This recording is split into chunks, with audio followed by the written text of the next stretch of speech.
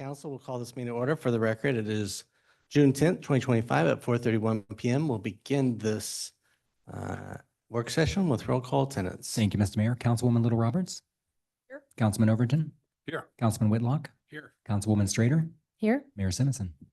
Here. Next item up is adoption of the agenda. Mr. Mayor, Councilwoman Strader. I don't see any changes needed, so I move that we adopt the agenda as published. Second. I have a motion and a second to adopt the agenda as published. Is there any discussion? If not, all in favor, signify by saying aye. Aye. Opposed, nay. The ayes have it, and the agenda is agreed to. First up is the consent agenda. Mr. Mayor, Councilwoman Strader. move that we approve the consent agenda for the mayor to sign and clerk to attest. Second. I have a motion and a second to approve the consent agenda. Is there any discussion?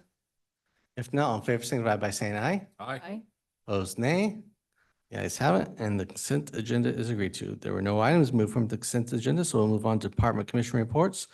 First item up is item 5, fiscal year 2025 budget amendment, in the amount of $2.5 million for the construction phase of aeration basin 1 through 4 retrofit and 9 and 10 upgrades at the wastewater resource recovery facility or treatment plant. All right, good afternoon. We made sure to make it an extra long title. That's fun to say, but thanks for your time. This is a budget amendment in the amount of $2.5 million for our permit required project that retrofits 4 of our old basins and builds 2 new basins. This is in our permit and is required to meet the upcoming 2027 limits. So this project is already underway, and we usually do our best on these multi-year, multi-million-dollar projects to know what year the funding is going to be needed in. However, our contractor is ahead of schedule, which doesn't happen too often, but we're pretty excited about that. And so what we're asking to do is move $2.5 million from what we were going to request in FY26 and just move that up into FY25. So no increase to the total project budget, just moving that money up and then reducing the FY26 request. So with that, I can stand for any questions. Thank you. Council, any questions? Mr. Mayor, Councilwoman Strader. I think everybody got the memo and it's straightforward. Glad that that timeline is accelerating. So with that, I move that we approve the fiscal year 2025 budget amendment in the amount of 2.5 million for item 5.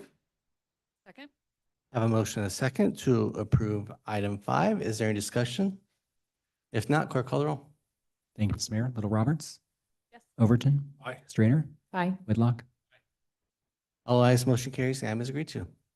Next item up is item 6, discussion of Meridian Standard Operating Policy 4.5 regarding bereavement leave. And turn this over to Director Hoops.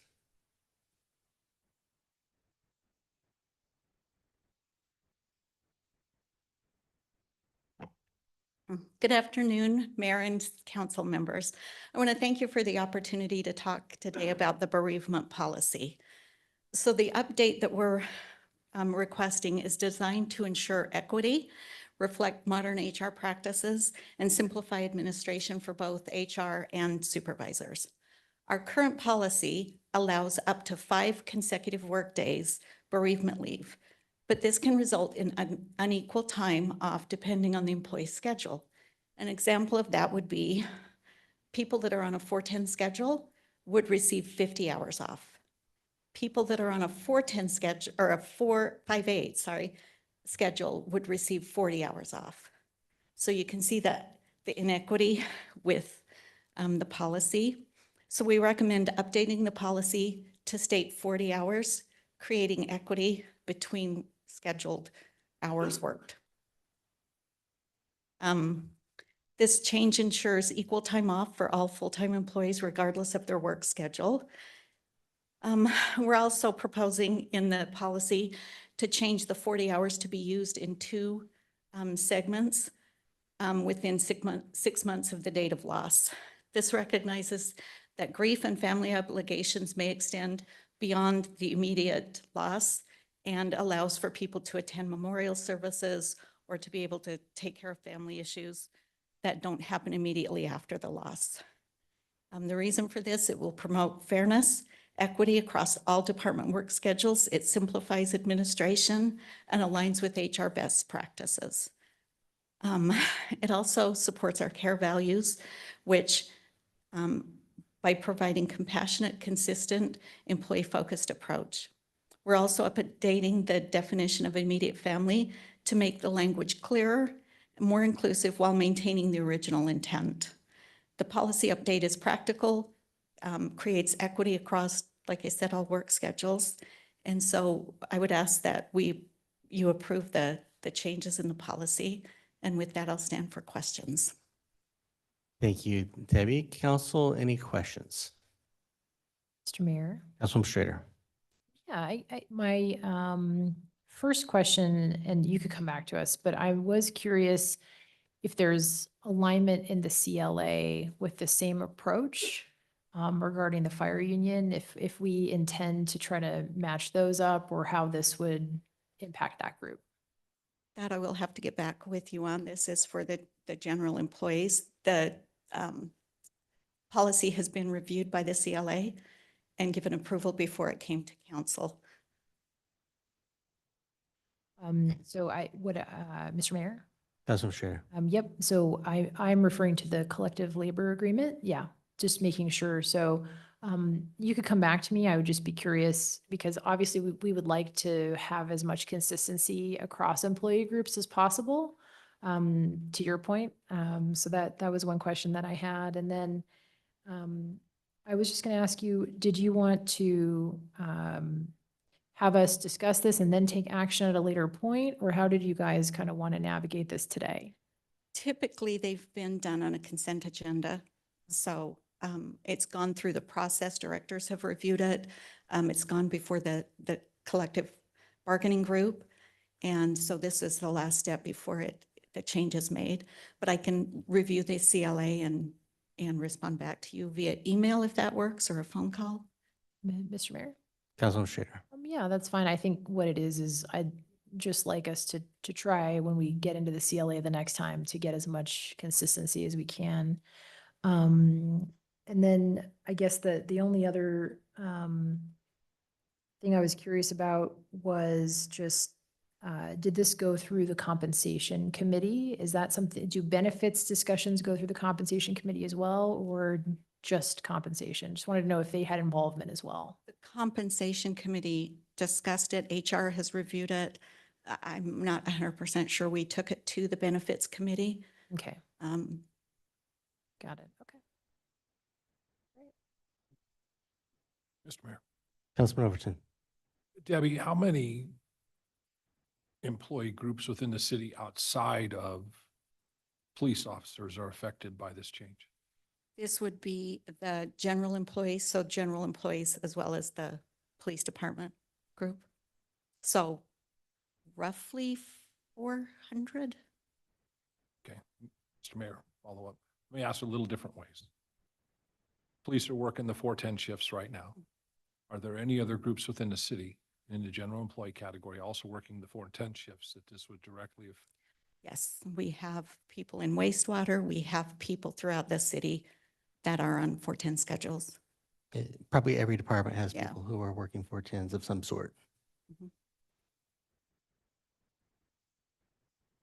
Mr. Mayor. Mr. Neary. Mr. Mayor, members of the council, Councilman Strader, I can tell you, at least from the CLA, we did negotiate this in the last one. This doesn't change the amount of time that employees are given, but we did negotiate that. I don't have the contract in front of me, so I can't tell you what the exact amount is.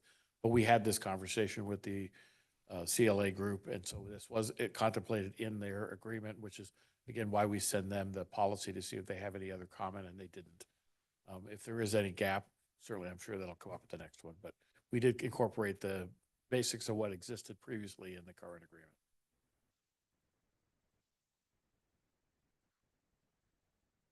Council, any additional questions or comments? Okay, so would you like this to come back again separately, or is on consent for next steps? Mr. Mayor? Councilwoman Strader. I think my only remaining question would just be, did you get any feedback from Council President Kavanagh before he left town on this policy?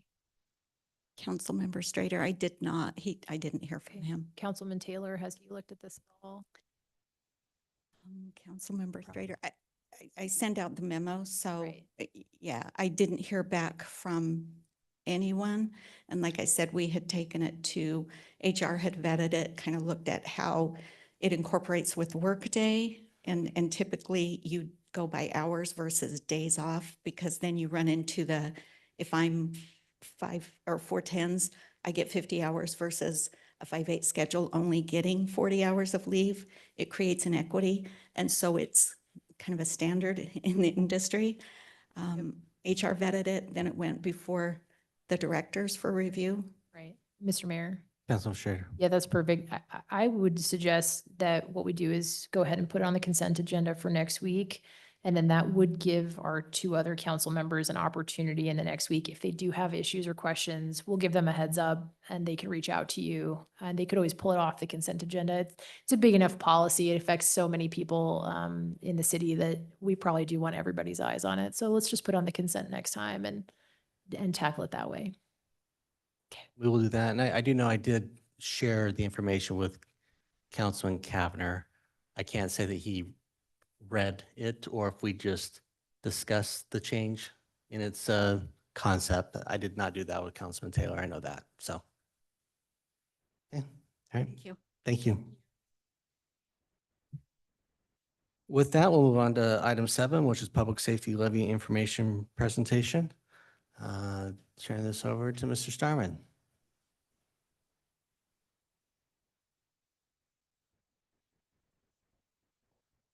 Thank you, Mr. Mayor, members of council. Happy to be here tonight to chat with you about a potential ballot measure or levy measure to deal with public safety related topics, and I'll get into that in a moment. This is a follow-up to the mayor's announcement and some of the comments he made at the State of the City last week. And I know the council is aware that the purpose of the presentation tonight is just for information. There'll be additional meetings later, initially for the council next week to have some more in-depth discussion. And ultimately, to the extent the council decides to proceed, we'll have public hearings to hear from the public in general and receive input from your constituents and get a feel from the community how they feel about this. So this is just an initial step, a sort of educational step. Is for information purposes only. And I'll go ahead and proceed with that sort of as the basis for today. I'll start with this particular levy would fall under Idaho Code Section 63-8021G. This is kind of a very narrow provision that really only applies to cities, number one, and secondly, only applies to low property tax cities, which Meridian is one of those low property tax cities. And what I mean by that is, you'll see in the language on the slide before you, is that this, so it's not available to other districts, fire districts, or other special districts, or the county for that matter. It's only available for cities, and it's only available for low property tax cities, meaning that the current levy rate is at 0.004 or less. And just to provide context, the city's current levy rate is about 1/2 of that amount. We're just over 0.002 and change. So we have lots of headroom, to use that expression. So we certainly qualify for this provision as a low property tax city. And then the other important distinction of this provision, if you qualify for this subsection G, is that the threshold for approval is 60%. For those jurisdictions that don't qualify for this subsection G, you fall into the next subsection, which is H. And you see those on the ballot quite often, where it requires a supermajority of the voters, 66 2/3%. So this is specific to our city because we have a low property tax rate today, and it has a threshold of 60%. That's the gist of what's going on there, and I recognize this is going to be a lot of information. We'll certainly provide the slides to you to have as a reference on a going forward basis as well. So, and please do, ask questions or pause me at any time, because there's a lot of material here. I guess, let me just take a look at my notes to make sure I didn't miss anything important. I think we covered everything. The next section of state law I want to chat with you about is 34-9141, and this 34-914 in total, subsection 1, but subsequent sections also require particular disclosure requirements with a levy measure of this nature. And so this is sort of the preamble or the introductory paragraph that talks about that we have to provide disclosures to the public and to the the voters that ultimately will vote upon this measure, information that's in an simple, understandable language about the proposal. So, and you'll see later as we talk about potential ballot language, have tried to make this as straightforward and understandable, no twist or advocacy.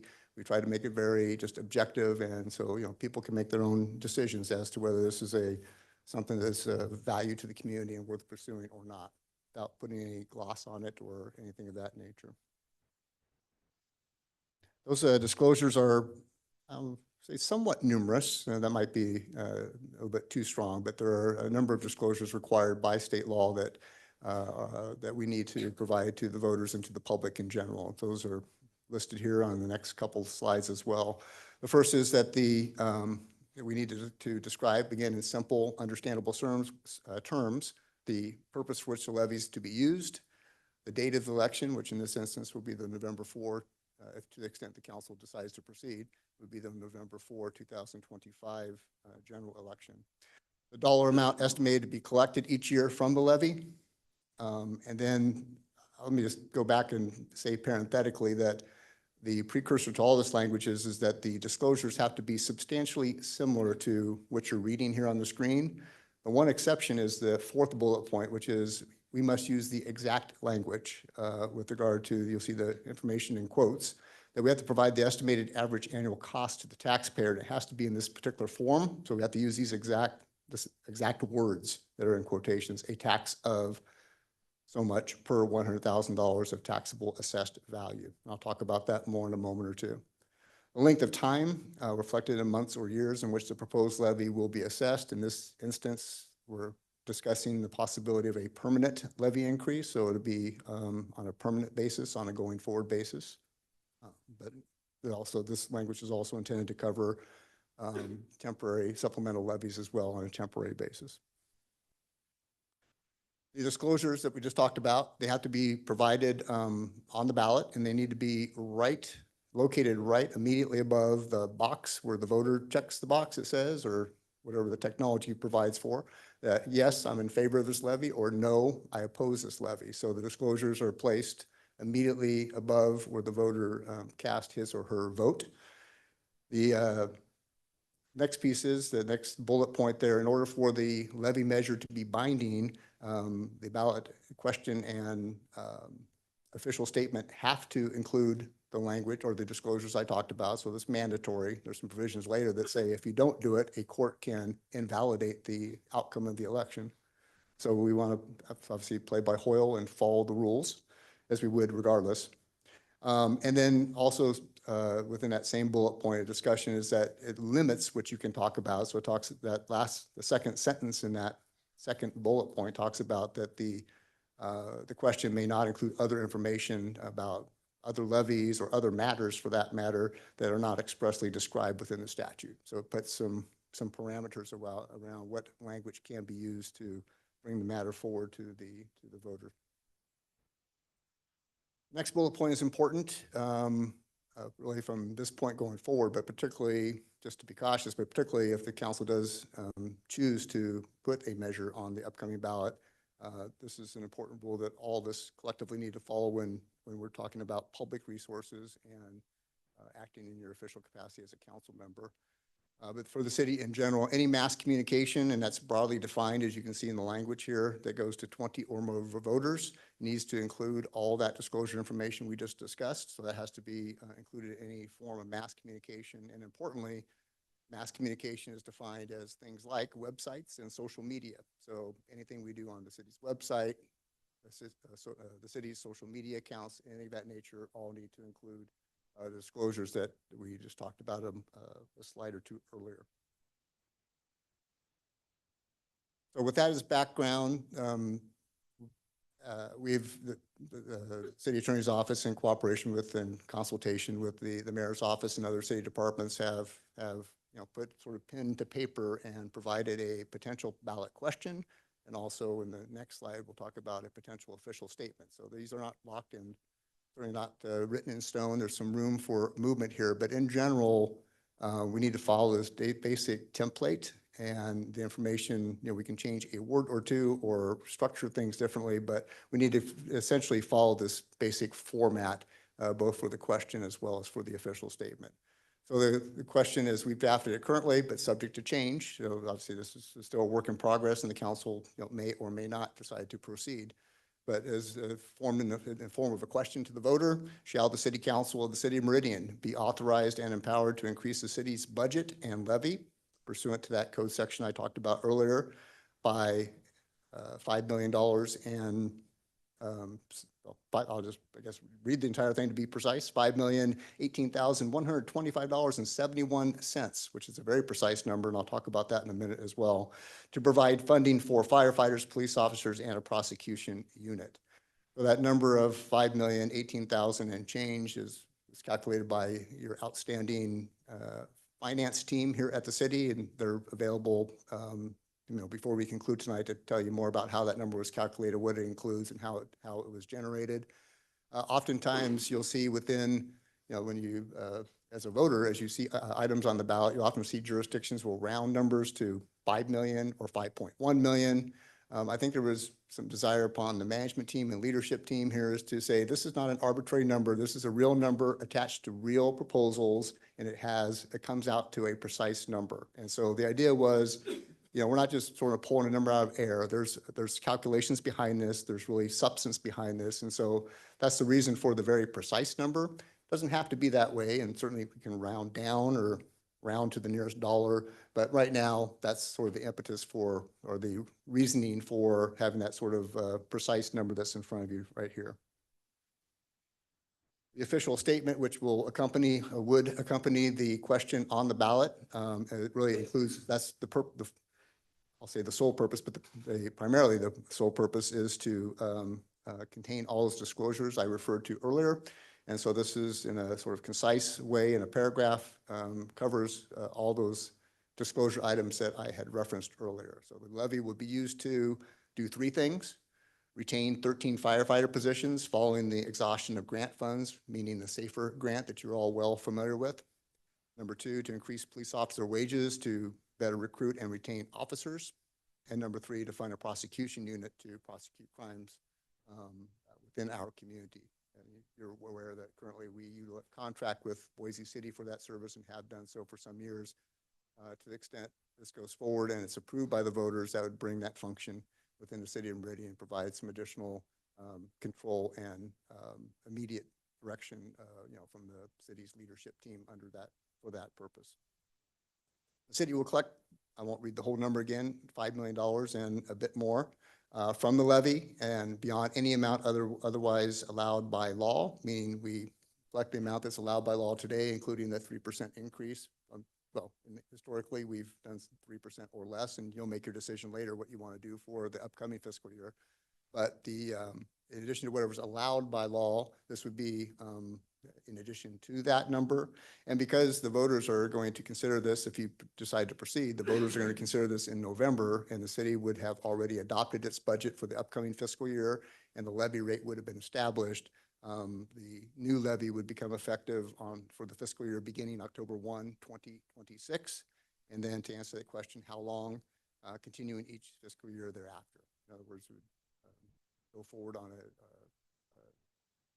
be a permanent levy and would go forward on a continual basis each fiscal year thereafter. That last sentence is the verbiage required by the state statute I talked about, that is, we need to use precisely, at least a portion that says a tax of, which is part of that sentence. So the estimated average annual cost to the taxpayer will be a tax of $20.11 per $100,000 of taxable assessed value per year based on current conditions. So that number undoubtedly will be a little different if, to the extent we proceed as a city and the voters approve. That number will, we don't know the numbers for the next fiscal year yet. And so, and particularly the fiscal year starting October 1, 2026. So that number is the best information we have based upon it's the best number we have based upon the information we have today. That's how the law says it has to be calculated on the most current information. So that's where that comes from. So that's what that is about. In terms of timelines, I'm kind of skipping to the end here in terms of the deadline to forward the proposed ballot measure to the county clerk per the Idaho election calendar that's published by the Idaho Secretary of State, our deadline is, or any jurisdiction, cities and otherwise that intend to put a levy measure on the November 4th, 2025 ballot. The deadline is October 29th. So I guess I would like to sort of reinforce now and then on a going forward basis, that is our deadline, probably not the date we ought to strive for. I would recommend we back that up a couple, 3 weeks at a minimum, just so we have a little bit of buffer. Sometimes things happen, we have to make a correction, or something needs to happen. So I would say, that is the last possible date, but really for prudent planning, I would back that date up at least 2 or 3 weeks so that we have some room for changes if something catches something at the last minute, we're not put in a bind. But that's your drop dead date or deadline for communicating or transmitting the proposed measure to the county clerk that would be in charge of the election, and the official notice that gets published to the community in our recognized newspaper, the Idaho Press. The last thing I have a slide for you this evening, and happy to answer questions after that, is I just want to I think you're all well familiar with this, but for election items in particular that they fall under in terms of advocacy or what the city can or can't do, or as individual public officials can or cannot do with public resources, not on your own, but with public resources. That all falls under the Public Integrity in Elections Act, which is found in Title 74 of Idaho Code. And these two subsections here in particular were relevant. And so without reading them in their totality, basically they both say the same thing, but with a different emphasis. The first bullet point, which is subsection 1, basically says we cannot use public funds to advocate for or against a ballot measure. And the second bullet point, which is relates to subsection 2, same concept, but that's talking about we cannot use public property or resources. So not just money, but property resources, which includes things like social media or things like websites or staff time or anything of that nature. So cities would not be allowed to advocate for or against a ballot measure using public funds or public resources as outlined there on your slide before you. That's what we have for you this evening. I mentioned earlier that in terms of the amount to be levied to provide for the 3 focus areas, public safety focus areas, those numbers were generated by your finance team that do top-notch work. They're here to answer questions. If you want to dig deeper into how those numbers were generated or what's behind those numbers, my colleagues from finance are here to answer that. Of course, Bill and I are here to answer any additional legal questions you might have this evening. And in terms of a plan going forward, I alluded to earlier, the idea is information tonight, an opportunity for in-depth discussion in a week, and then to the extent the city council decides to continue with that process, public hearings that would allow for you all to receive direct input from the citizens and voters of Meridian as to whether this is a good idea to bring forward or not, or in what form, or should it be reshaped, or whatever input you may get from your constituents. With that, I'm happy to answer any questions you may have, and my colleagues are available as well. Thank you, Kurt. Council, any questions? Mr. Mayor. Councilman Whitlock. Thank you, Kurt. Appreciate the presentation and the overview, and look forward to further discussions on this important topic. I have kind of a chicken and an egg question, and it may be finance that has to answer it.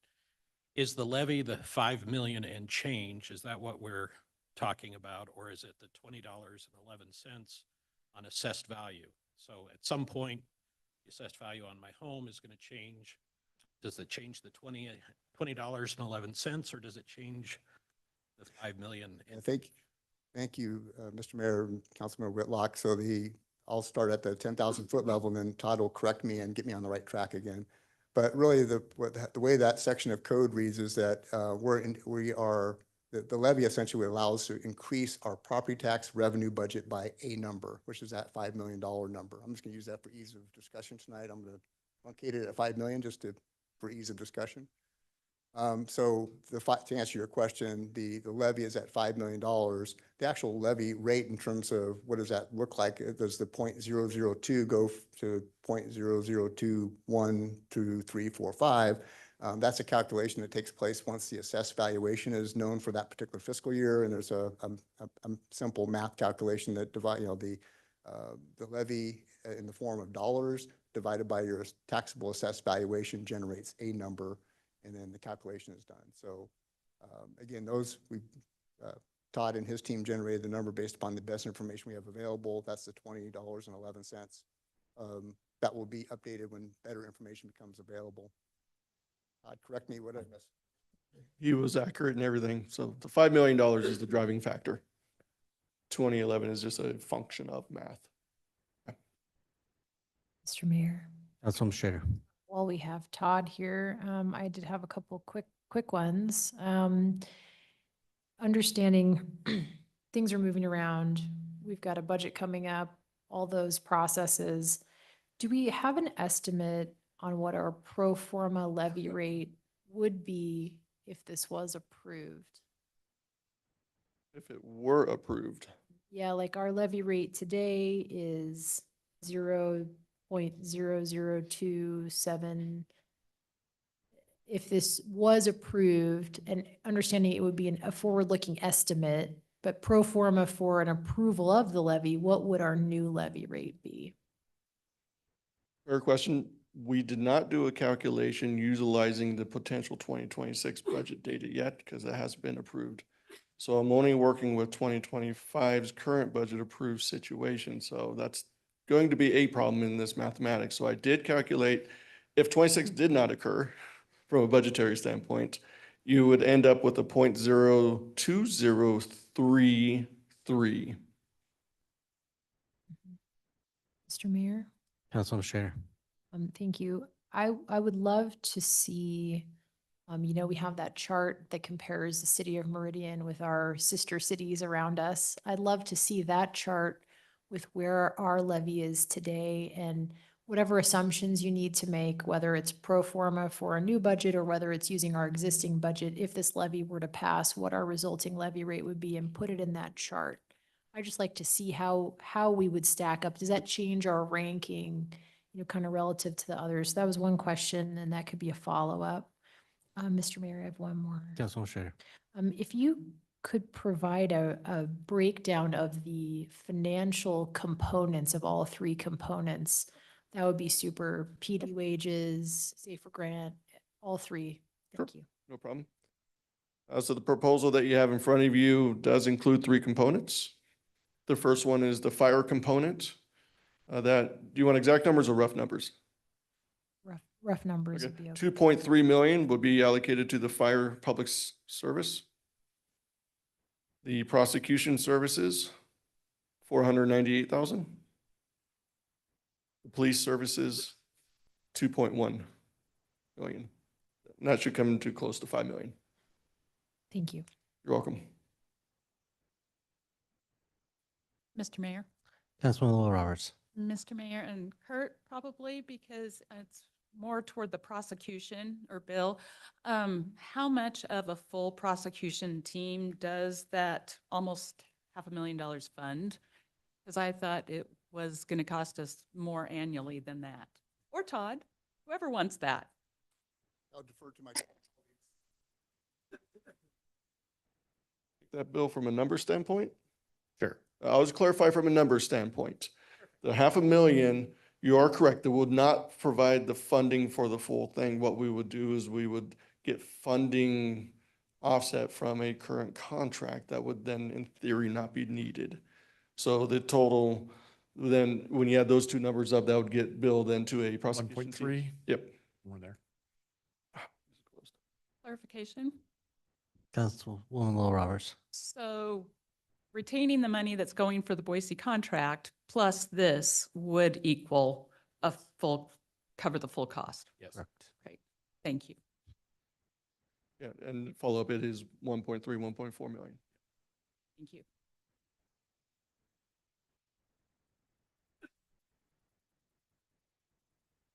Council, any additional questions at this time I know you'll be thinking long and hard about it over the next week for your own conversation, but anything else that you would like them to look at and come back to be part of the conversation next week. And if not now, you can obviously follow up with them.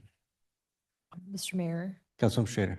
I think that it would be helpful to just get some follow-up information from Bill about his, if this were to occur, kind of what his game plan would be generally in terms of hiring, cadence. It sounded like misdemeanors might be a focus initially. If I don't know if I misinterpreted that, but would it be going just kind of, you could come back to us, but I'd like to see kind of just a game plan in terms of how you would staff this, what kind of timeline you'd be looking at, how you'd sort of resource your team on the prosecution piece specifically. Thank you.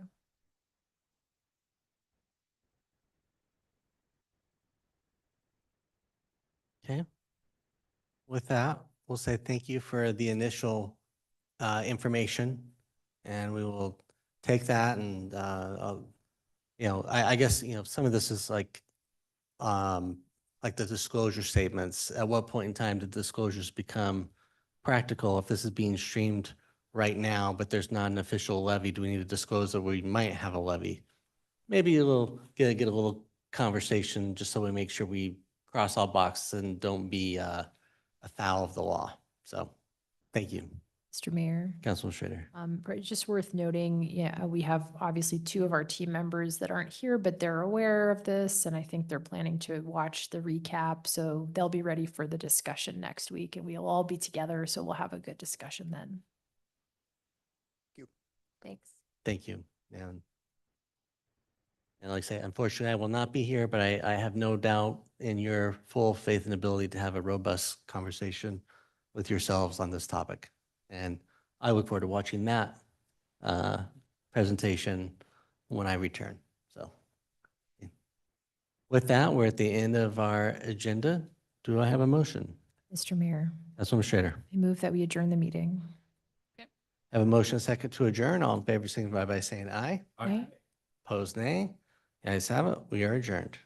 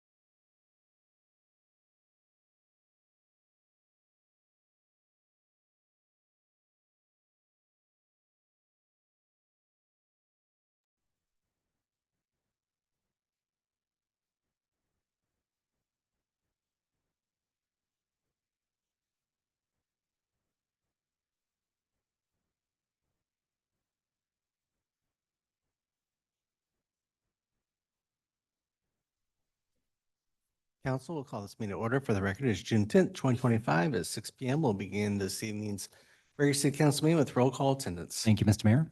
Councilwoman Little Roberts. Here. Councilman Overton. Here. Councilman Whitlock. Here. Councilwoman Strainer. Here. Mayor Simmons. Here. Next item is the Pledge of Allegiance. If you'd all please rise and join us in the pledge.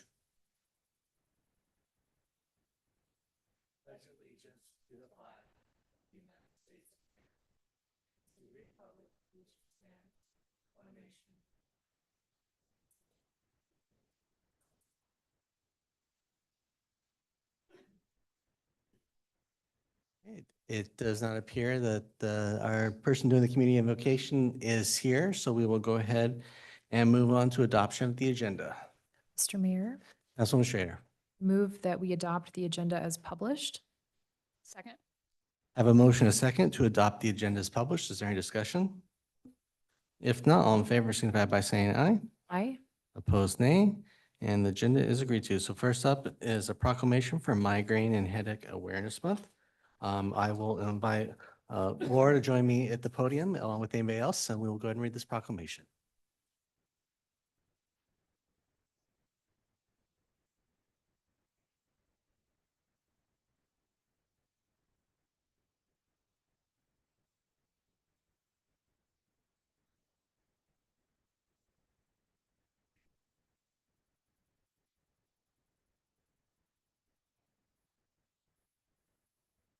So council, one of the things that's great about it, having these meetings is an opportunity to educate people about some of the challenges that many people in our community face in their day-to-day lives. Sometimes it's diseases, sometimes it's other elements, but with that, we'll share this proclamation, share it over to people that really know more about and can share truly the impacts with our community. Whereas migraine and headache disorders affect more than 40 million Americans, approximately 1 in 4 households. And whereas an estimated 4 million Americans live with chronic migraine, experiencing 15 or more days of migraine pain per month, with approximately 75% of those affected being women, significantly impacting their personal, professional, and family lives. And whereas increased public awareness, improved access to care, and support for research are essential to reduce the burden of migraine and headache disorders and to improve the lives of those affected. And whereas the city of Meridian is committed to recognizing that persons living with migraine disease deserve fair, equal, timely, and affordable access to new and innovative treatments to live their lives to their fullest potential.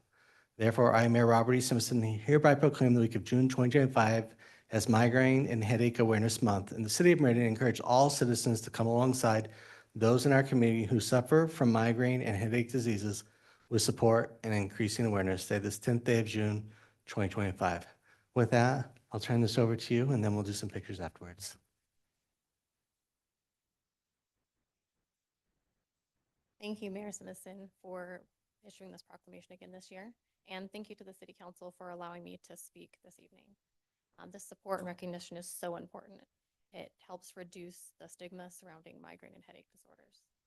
My name is Laura Miller. I'm a lifelong Idahoan. I was born and raised in Boise, and I called Meridian home for the past 9 years. I truly love our community.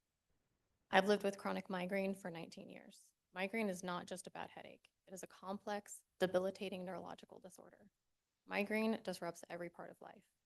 It can affect a person's ability to work, impact mental health, and make it difficult to be present with family and friends. More than 40 million Americans live with migraine, approximately 1 in 4 households. In Idaho, that's an estimated 290,000 people, and yet there are only 2 certified headache specialist neurologists in our state.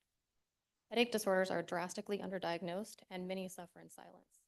While there has been recent advances in treatment, we still need more research, more providers, and better access to effective care. That's why I continue to advocate for progress. I've traveled to Washington, D.C. to discuss migraine research, funding, and legislation with congressional offices. Right now, 30,000 purple flags are on display on the lawn of the National Mall, representing the millions of Americans living with migraine and headache disorders. It is a stunning installation presented by Alliance for Headache Disorders Advocacy. I volunteer with the organization, and I was honored to serve on the committee that helped plan and organize the event. Seeing it come to life through photos and videos has been incredibly powerful. I believe that we, as a city, can support residents with migraine through simple, meaningful action. I'd welcome the opportunity to explore some possible options. Together, we can turn action awareness into action and improve the lives of people in our community. Thank you for your time and support.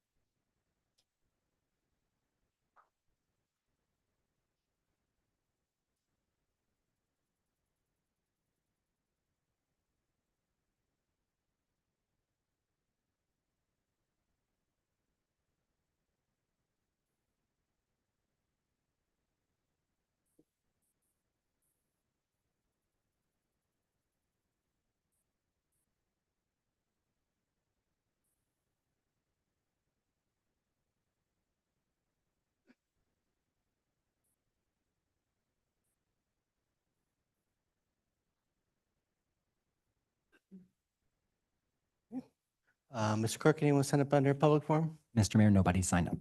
Okay, then we will move on to our action items this evening. First item up is item 2, a public hearing for Adero Mixed Use Neighborhood H 2024-0068. We will open this public hearing with staff comments.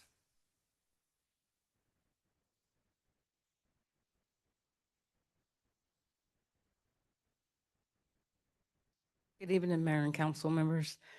So tonight we are here for a development agreement modification, a rezone and a preliminary plat for the Adero mixed use neighborhood.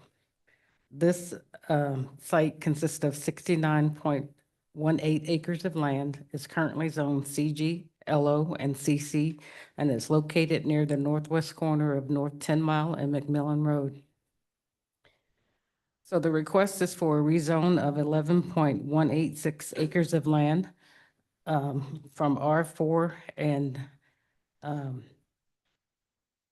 CC to R8, 35.82 acres from the LO, CC, and CG zones to the R15 zone. Reduce the LO to 1.572 acres of land,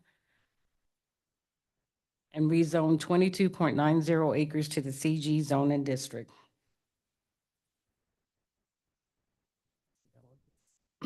And then also, we have a preliminary plat that will be consistent of 270 residential lots, 44 commercial lots, 4 office lots, 31 common lots, 2 common drives, and 1 park. And again, these will be zoned R8. They're requesting zone R8, R15, LO, and CG. They're also requesting a development agreement modification to create 2 new development agreements, one for the residential and one for the commercial. So this subject property was part of a larger annexation that was completed in 2005. It encompassed approximately 312.67 acres of land that was previously zoned RUT in Ada County. And as part of this annexation, the applicant proposed a mix of zoning designations, CG, LO, and R4. The zoning mix was intended to support a balanced community with commercial office and residential land uses. So the Adero mixed-use neighborhood consisting of the 69.18 acres, the property will be developed as a mixed-use development with single-family and office and commercial. Again, we have the residential, which is on this side, the commercial, the office, and then also the park back here. This is the existing Bridge Tower Park. It was originally preliminary platted under the development agreement that required the dedication of a 10.2 acre park. So however, the majority of the park that was never formally dedicated to the Bridge Tower West Homeowners Association, and the prior approvals for the neighborhood have since expired. The Adero mixed-use neighborhood application addresses this issue by incorporating the remaining portion of the park that was never deeded to the HOA. This application creates a clear path forward for the current property owners to record a final plat that establishes the property size park parcel, therefore fulfilling the original development agreement, enabling the parcel to be dedicated to the HOA. This park will be accessible to the property owners. It will not be accessible to the property owners within the Adero mixed-use parks neighborhood, as they have their own amenities.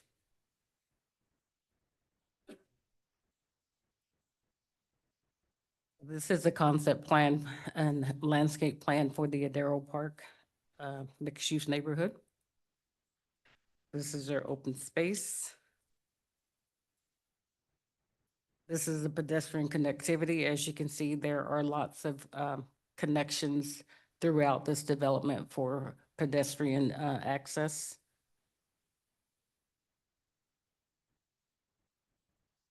These are the amenities for this development. These are the elevations that are being proposed for the development. I want to go back to the, oops.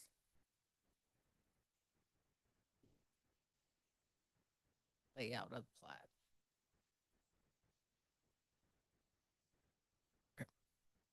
So on the commercial side here, so a traffic impact study was submitted for the residential side, but it was not submitted for the commercial portion of the property. So based on the staff report from ACHD, there will need to be a traffic impact study done on this commercial side when commercial development comes in, or the final plat. And the applicant is also asking for a waiver for a right-in, right-out onto 10 Mile, but that cannot be approved without the TIS report. So they will need to provide that the traffic impact study to determine if that right-in, right-out is warranted. And that traffic study will also determine if, with the commercial portion, if a traffic signal they will be looking to determine whether or not a traffic signal will be warranted. And also the applicant will be asking for a waiver to add an additional access points along the new collector here. Right now, staff is saying that additional access points along the correct collector are not allowed unless approved by council or is warranted by the traffic impact study. So this new collector road is to be developed as a complete street with landscaping, sidewalk, travel lanes, curb gutter for both sides. At this time, what the applicant is proposing is like a 10-foot multi-use pathway on both sides of the new collector. They are requesting to build this in phases. If the residential side goes in first, the collector will be built. You'll have the 10-foot pathway on the residential side, landscaping, travel lanes, curb gutter, but we will not have the pathway on the commercial side or the landscaping at this time until that develops.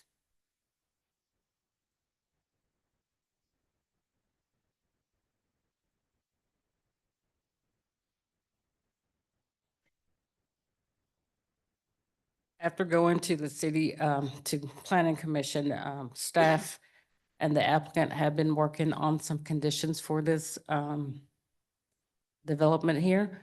And at the planning commission meeting, staff had made some recommendation and modification to some of the conditions that were recommended by the city council, by the planning commission.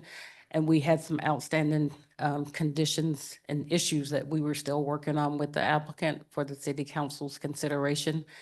These are the conditions that we are before the city council to consider. Condition 1G, we worked with the applicant and we revised this, and it was based on the businesses that would be along the new collector road. We had it restricted from 6 a.m. to 11 p.m., but we added that the extended hours of operation may be requested through a conditional use permit based on what our code says. And then 1P, that is the additional driveway access from the new collector road that will have to be approved by council and ACHD, and it's based on the updated traffic impact study. And then the last one was the new collector road, how it will be built. And basically we were saying that in working with the applicant, our main concern was getting the people down south to the businesses that are there without having them going back out onto the arterial roads. And so the first portion will be from 10 Mile and it goes all the way to Vincia Way. That gets the people from this subdivision into the businesses that are south here. And then the second portion is here. And we are requesting that that portion be in prior to the applicant receiving occupancy for any of the buildings within phase 2.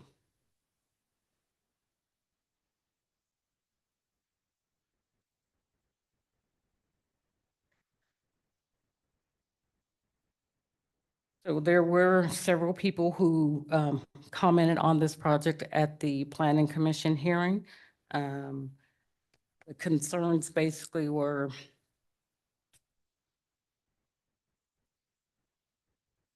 the increased traffic, too much density, safety concerns for individuals trying to make a left turn on the 10 Mile from the new collector road without a traffic signal, safety concerns with the increased traffic, overcrowding of schools in the area, proposed development not being consistent with the neighborhood, R8 versus R15. Since then, we did receive one additional comment, and it was from Sean Freeman. He is in opposition to the proposed development, opposes the rezoning from R4 to R8. The streets are not equipped to handle the influx of vehicles. The increased density will lead to overcrowding, strain on local resources such as schools, utilities, and a decline in the peaceful environment that makes this area a desirable place to live.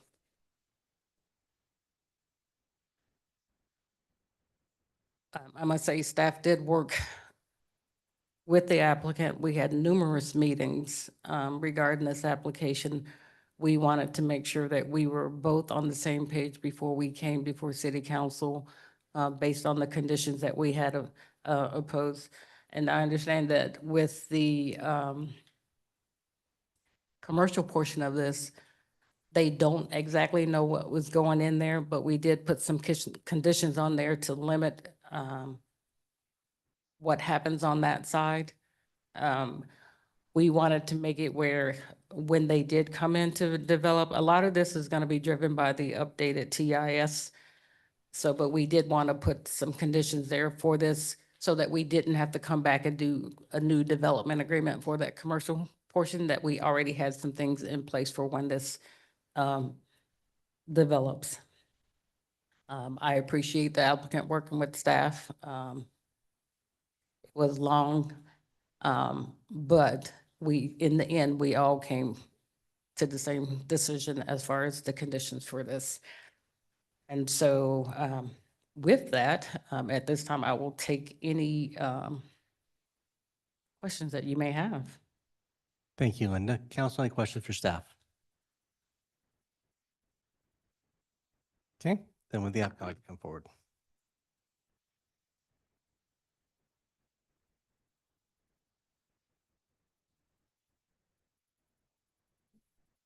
Hey, everybody. Heath Clark, 251 East Front Street in Boise, representing the applicant. And as Linda's pulling that up, I also want to echo Linda's comments. I think we might have set a record in terms of numbers of meetings to try to get all of this sorted out. And a lot of that was, we had our arm wrestling sessions over a number of these conditions, but I think we got to a really good place on all of them. And as Linda said as well, I think what this does is one of the challenges that I think you guys are aware of in Meridian is that whenever we do a commercial project, we have this kind of ongoing, series of development agreement modifications that end up coming in with it. And I think we've done a good job on this one of setting it up for the future with a number of conditions that control how it's going to go, but enough to make it so that it's marketable, ready to go, and it's not going to be unduly limited in the future. So, you guys having any luck over there? Got it. Okay, thank you. So you guys are familiar with the area. We've got Shindon on the north, McMillan on the south, 10 Mile on the east. I think one thing that's kind of interesting about this that I'd point out is that there's this 4 square mile area that surrounds this project. And this is truly one of the last pieces to develop. The plan has come together. The plan is being finished out. About all you've got left right now is some MDR down there on the very south, the southwest corner, as you can see. That blue is non-residential, and any of those other gaps are either parks or, in a few instances, some county lots that may or may not develop, but this is really one of the last pieces for this area. Maybe it'll go. There we go. And as you know, the comp plan speaks to this 15-minute city concept, and that's one of the things that we really like about this parcel is that part of what it does is try to complete the pathways and complete that mid-mile collector so that this new project and as well as some of the existing projects are able to access a lot of those services and the amenities that are nearby. You've got the Keithburg Legacy Park just north of us. You've got a connection to Heroes Park. So we're pretty excited about how it fits in with a lot of these existing services. Another point is that this is not an annexation. This is property that received a zone quite a while ago under a prior comp plan designation. So the new comp plan designation is largely the mixed-use commercial. What we've tried to do is look at that little node and essentially try to right-size the commercial. So you've got about 23 or 22 acres of commercial that's on our east side that we think allows for a good viable commercial product. You've got the residential that we're proposing on the west side. And that, as you guys know, under the mixed use designation, the band is between 6 to 15 dwelling units. And we're proposing it at 7, so trying to stay on the lower end of that. But one thing that's pretty cool for me on this one is, as you guys know, the development group that I'm working with on this, we're usually residential, just residential only. And this is one opportunity that we've been able to bring in that kind of true mixed use project all at once. The zoning, you can see that we've tried to transition our zoning. So we have the R8 on the west against the existing bridge tower lots. We have the R15 in the middle. And then that leads to the CG on the east and the LO on the north, and you can see the acreage. With regard to the site plan, one of the really important things about this is trying to get that mid-mile collector done. It's a really important piece to be able to help address some of the traffic issues in that area, get people off of McMillan, not have to make that left turn to get to 10 Mile. Another nice thing about it is it serves a dual purpose in that it helps with that transitioning between our commercial and our residential. So you've got the nice 10-foot pathways on each side, leading into a plaza area that I'll show you here in just a second. And then it provides that transition and buffer that you need between the commercial and the residential. Again, this is a little bit more about that concept of completing the grid, completing the picture. So you can see that the mid-mile collector will, be connected as a result of all of this, and it'll help, in our view, alleviate that congestion down at McMillan and 10 Mile. A nice part about this as well is with that pedestrian connectivity, you're going to be able to take either of those 10 regional pathways. You can go up to Heroes Park. There's already a crossing signal right there. There is not currently a warrant for the traffic signal there. That was one of the things that Linda mentioned would be studied with the TIS for the commercial area. We're fully anticipating that would create a warrant for a traffic signal, but right now, as you know how that works with ACHD, until there's a warrant, there won't be a signal. So it's really traffic driven. As is typical for this developer, we went way above on the amenity points, play structures, climbing domes, pickleball courts, and dog parks. This is the plaza that I mentioned, the help transition from the residential to the commercial areas. And that commercial area, this is a number of concept plans that we had provided to staff. Again, without a user, it's hard to lock that down. So what we ended up doing was the bubble plan concept. and the number of conditions of approval that relate to the commercial area to kind of set that up for when it actually goes. We have had a number of neighbor and city meetings. Again, really thank Linda and Bill for their patience. Like I said, I think this might be a record, and you can see the record there on the right side, including our final call this afternoon to try to lock down the last of these conditions. And the one condition that we were going to talk about was condition 1U, talking about the collector. We actually are in agreement with the language that Linda gave us, so we don't need to revise that. So I'm going to skip that slide altogether. So just to confirm, we are in agreement with 1G, 1P, and 1U, as Linda has mentioned. But I do want to say that collector, I kind of want to give Linda credit for pushing on that because it's important for it to connect. I also want to give my client some credit because that's basically a $4 million price tag that's going very early in the project. And so that's a lot of collector to build in your first 2 phases. And so for them to commit to that, I think is also a really big deal. So again, we are in agreement with the changes, and I'm happy to answer any questions.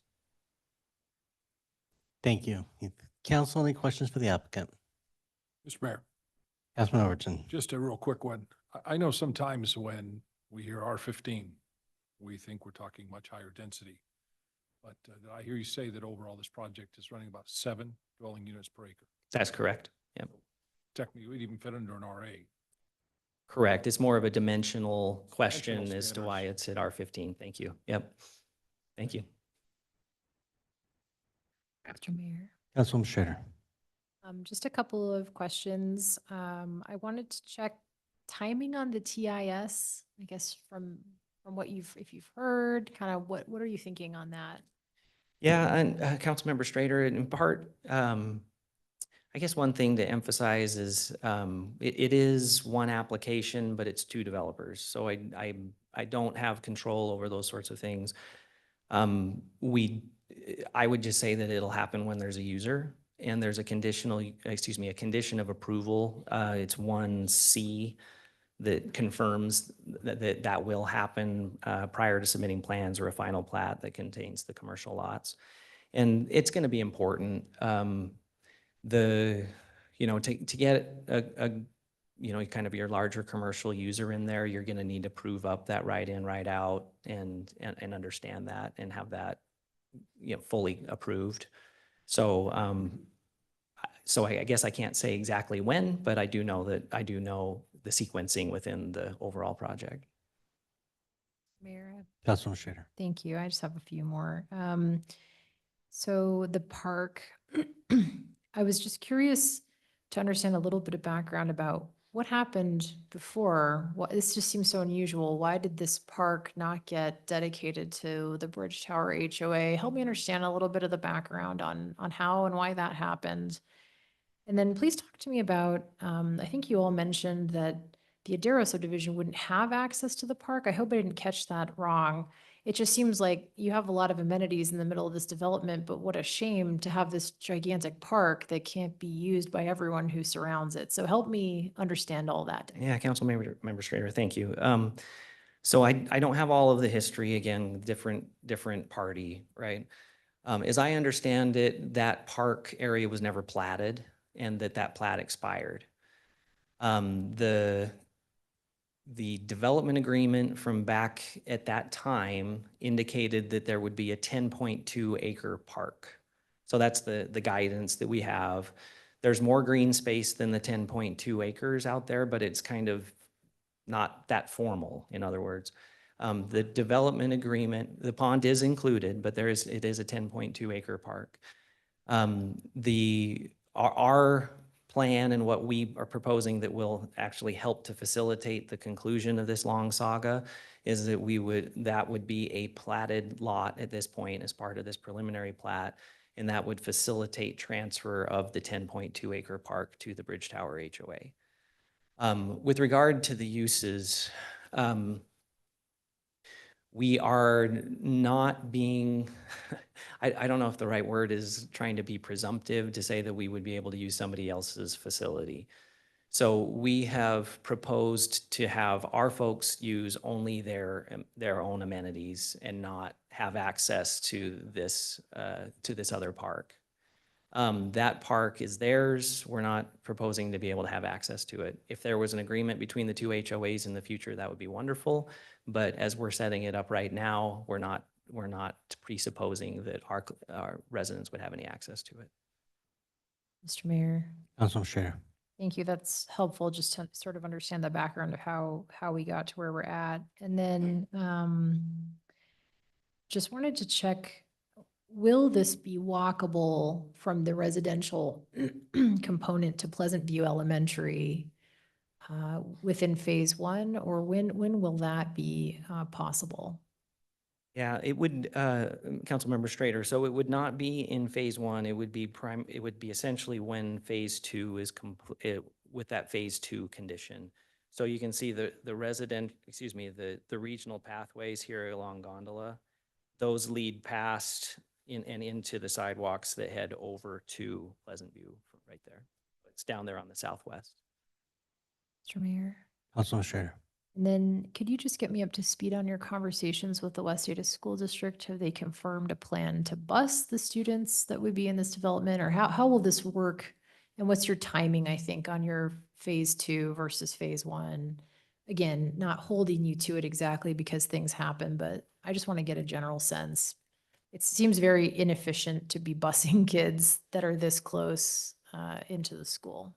Yeah, so Councilmember Strader, you know, there's, when we get these West Ada letters, what they'll do is they'll speak to the kind of architectural capacity.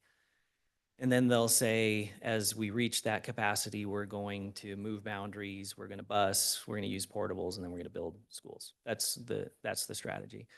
At this point, they're actually pretty far along in terms of those strategies. Oftentimes when we do these projects, we're anticipating that they will take some of those steps in the future. At this point, they have already started to take those steps. So they've already realigned the Hunter Elementary enrollment area and put a cap on. They are going to be meeting again this fall to evaluate those boundaries. And then they'll continue to take those iterative steps as they go. In the kind of larger area, there's a new elementary school in Star that will be open next year that we anticipate will have some ripple effects in terms of how the boundaries are allocated as you're coming from that direction as well. There's also elementary school sites, including the one over at Owyhee High School. So they've got a number of these pieces in place, but they've already started the boundary discussion. Okay. All right, that's it for me for now. Thank you. Council, any additional questions? Okay, thank you very much. Clerk, do we have anyone sign up on this item? Mr. Mayor, nobody marked they wanted to speak. Okay. It's okay, everyone gets an opportunity, so don't worry. If you would like to speak, since the sheet doesn't indicate that, please go ahead and come forward at this time. And if you're online, use the raise your hand feature.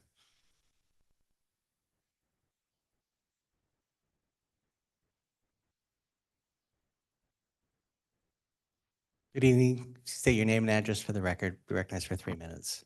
Good evening. My name is Patricia Fritchley and I'm Can you get the mic close so? 5524 North Monticelli. I'm really upset that we're here again, and I have several questions because when we were at the last meeting, which I'm very familiar that planning these two over here are very in favor of this project. We were here in 2022, I believe that's when it was, when a different developer was coming and trying to develop that same space with a very similar concept with the same amount of density, which the city council denied it due to the density. We're not disputing the fact that it's going to be developed. We knew buying it was going to be developed. Our understanding of that development, that density was going to be 150 to 170 with commercial, not this 35 by 100 feet lots, which, like, how is that even possible? Like, I understand that you guys claim that there's a need for housing, but if you look at what is available in housing, apartments, townhomes, all the mixed use, you have Costco, Walmart right there, an apartment building that's already going in. McMillan is never going to be expanded on until who knows when because of the irrigation. 10 Mile is already a nightmare to try and drive down. Nobody wants to spend their life driving in traffic. And I don't know how the school district is not a part of the last meeting when we were here, nor a transportation department. I don't think an actual transportation evaluation has actually been done in the last at least 10, 15 years. I think the last one that when we were here in 2022 said something like 2018. I don't understand. I'm not here to dispute the fact that it's going to be developed. I know it's going to be developed, but the density is a big problem. I tried to leave to go to an appointment literally across the street on 10 Mile, and it took me 45 minutes to get out of Bridge Tower West and get across the street on 10 Mile and McMillan.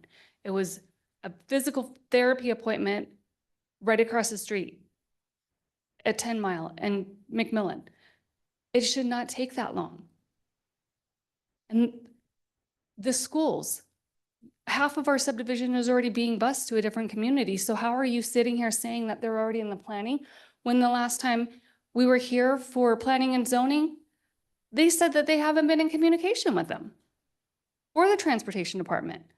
So how do you have a proper approval for anything when not everybody is being included or communicated with? I appreciate the time to speak to you guys today and voice my frustrations. Thank you. Thank you. Council, any questions?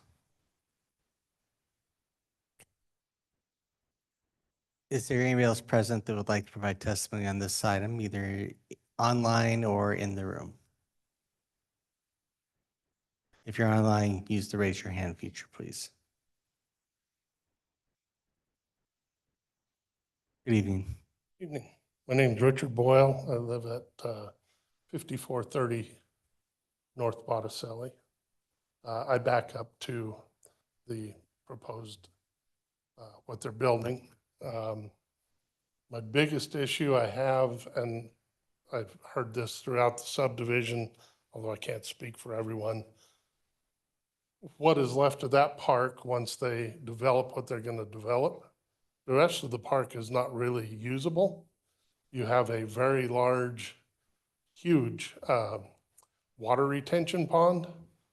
You've got the pool, and the rest of it is rolling hills. You can't play ball, you can't, I mean, Easter egg hunts are great. Beyond that, that's about all I've ever seen that used for.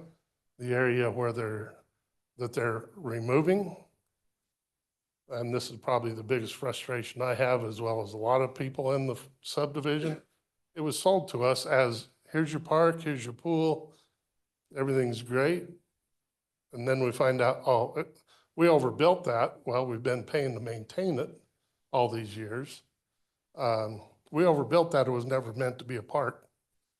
Well, it's part of the reason I bought the lot I'm on, paid a premium for it. For that lot because it backed up to the park. I'm not going to have a park. They've been generous enough to give me a slight sliver behind me, a little, I guess, fig leaf, whatever, to olive branch for, putting up with what they're doing. I appreciate that, but I feel it's very unfair the way the previous developer has handled this.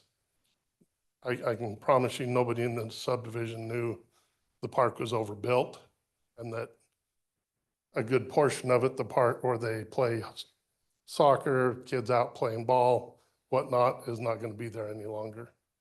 So the retention pond takes up a good portion of what's going to be left. The part to the east of the retention pond will not be large enough really for anything, for anybody to play on. There just isn't enough room there, at least what they had staked out. And again, to the west of the retention pond is all rolling hills. So you can't play soccer, you can't play baseball. You really can't do a whole lot on it. So anyway, I guess that's all I have for tonight. Oh, the schools, they're already overbooked in that area. It doesn't make sense to me that they're taking kids across the street and busing them miles away. So anyway, thanks for your time. Thank you. Council, any questions? Mr. Mayor, Councilman Schrader, I'm sorry, sir, if you don't mind. Oh, I just, got a question for you. yeah.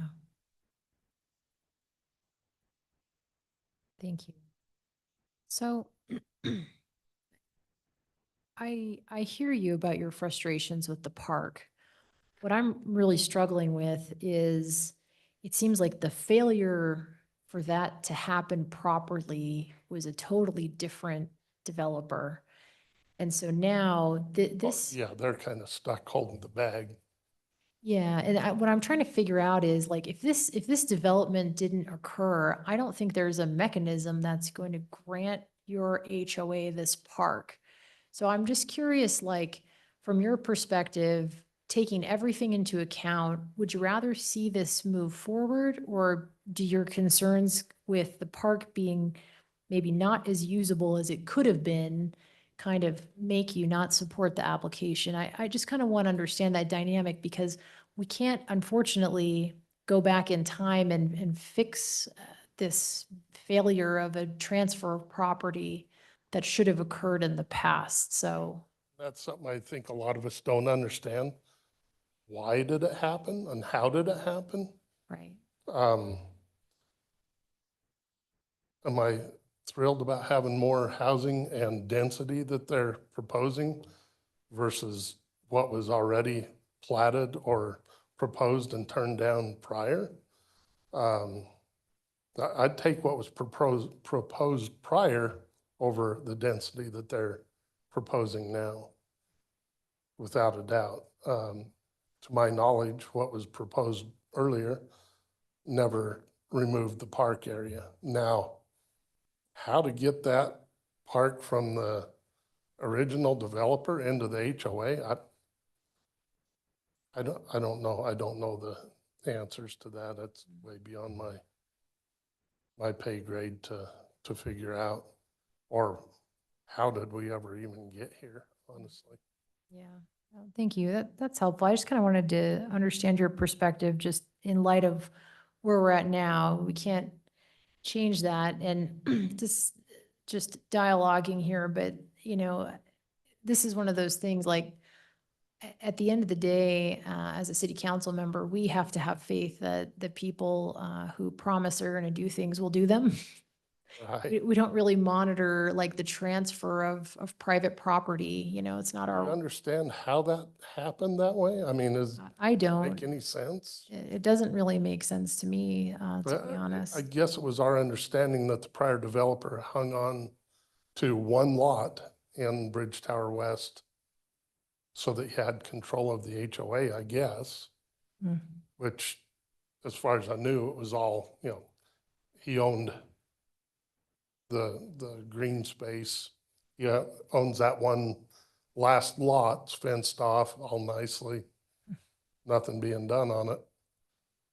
And why you'd even want to is beyond me. I mean, why wouldn't you want to finish up the subdivision, turn it over and move on? It's beyond my comprehension. I don't understand Mr. how we Mayor. got here. So, Yeah. and I don't oppose what they're doing. I just oppose the density of it all.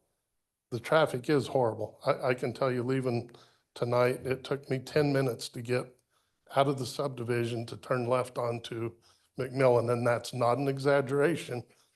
It was, I guess it was a little over 9 minutes that I sat there, cars lined up behind me, cars, east and west going down McMillan to get out. It's 5 o'clock is horrible. And it's the same way in the morning. So just there isn't infrastructure to handle it. Mr. Mayor, Councilman Schrader. Yeah, I live off McMillan Road. Sorry, I've got a little cold. I live off McMillan Road. I understand your frustration. One of the things I'm struggling with is uh, them putting the road in, the collector road will eventually help, right? Once there's a new TIS and the commercial comes in, if there's a light put in there and we've got this collector that connects all the way through, that's going to actually help alleviate some of the issues. But it's the painful part of getting from today until that point that's really tough. Is there a guarantee that that collector will be approved to get on to Mr. 10 Mayor. Mile? Councilman Schrader. Well, so my understanding from the applicant's presentation is they're going to build the collector road most of the way, so at least connect south to that commercial property. Then in their second phase, they would connect fully all the way through. But I don't think a light would come in until that TIS, the traffic study for the commercial piece is done. That's my understanding, but I don't want to speak for anyone else. That would be an awful close light to the next one up, which is right there. I think ACHD has a bunch of rules It is, but about how they do that. probably less than an eighth of a mile tops, and Mm. No. I'll bet it's not even that, honestly. From where that collector would come onto 10 Mile to that next road north, that next light north, Mhm. that goes in south of Costco. Mr. Mayor, Councilman Schrader. I think we could ask the applicant to address that specifically because they understand the rules about how close an intersection could be to another one under ACHD's rules. So I don't want to take any more of your time, but I just wanted to understand a little more. I think it could happen, but a light, I'd be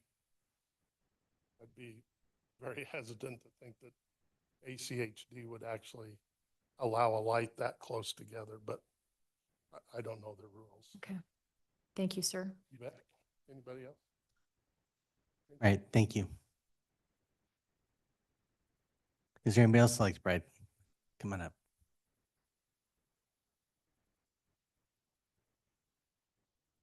As he's approaching, we do have someone online from ACHD. Yes, yes. If the developers can't answer, we've got to phone a friend. Hi, my name is John Wyckoff, 5099 North Bolsena. Mr. Mayor, council members, thank you for having me. Let me speak here. I can say that I am here to peacefully protest what is occurring in this area. The people that said that they spoke with us for this development as part of the Bridge Tower West, we're told that the homes that would be going in there would be going to people that are more senior in their years, new home buyers, or people in transition taking on this, and wouldn't even have a park. Now we're finding out, I think if you went back, you'd find out now there's a park going in, which means there's going to be children going in. And those children would not be going to the school that's going to be down the street from them. Yeah, the park, when I bought our house, I was laughed at here one of the meetings because I said, oh, you didn't think there was going to be growth? Well, behind my house was a big, nice open 5-acre lot, one house on it. It was beautiful. Within less than a year, the house ended up being gone and all the houses are now behind it, except for one property, which is right behind my property, which is the developer. So the developer, you are saying you think that the developer is no longer part of this whole thing. No, he is part of it. He owns the HOA. The HOA is his. It's not ours, although we are supposed to have our own HOA. But the people that are part of the HOA board are really chosen by him. I want to be part of it. My job as an accountant, I want to be an auditor. I want to be able to go through those contracts, look and see what do we have at risk as being an HOA person. So there's one thing. He also owned that land, and so there's this agreement. He also owned the land where now the apartments are. The unique thing is it's an LLC. One name on it. You can also go become part of another LLC and never be seen. So somehow he's tied in because he's selling his properties here, this HOA, which I thought was all ours. I mean, we've taken care of all the trees along the back, all of the grass, which leads to a big question. Well, one, the school. The school is going to get overcrowded as it is already. Two, the lake. We have a system of watering that is pitiful. So is City of Meridian going to be providing water for us when we lose our water rights?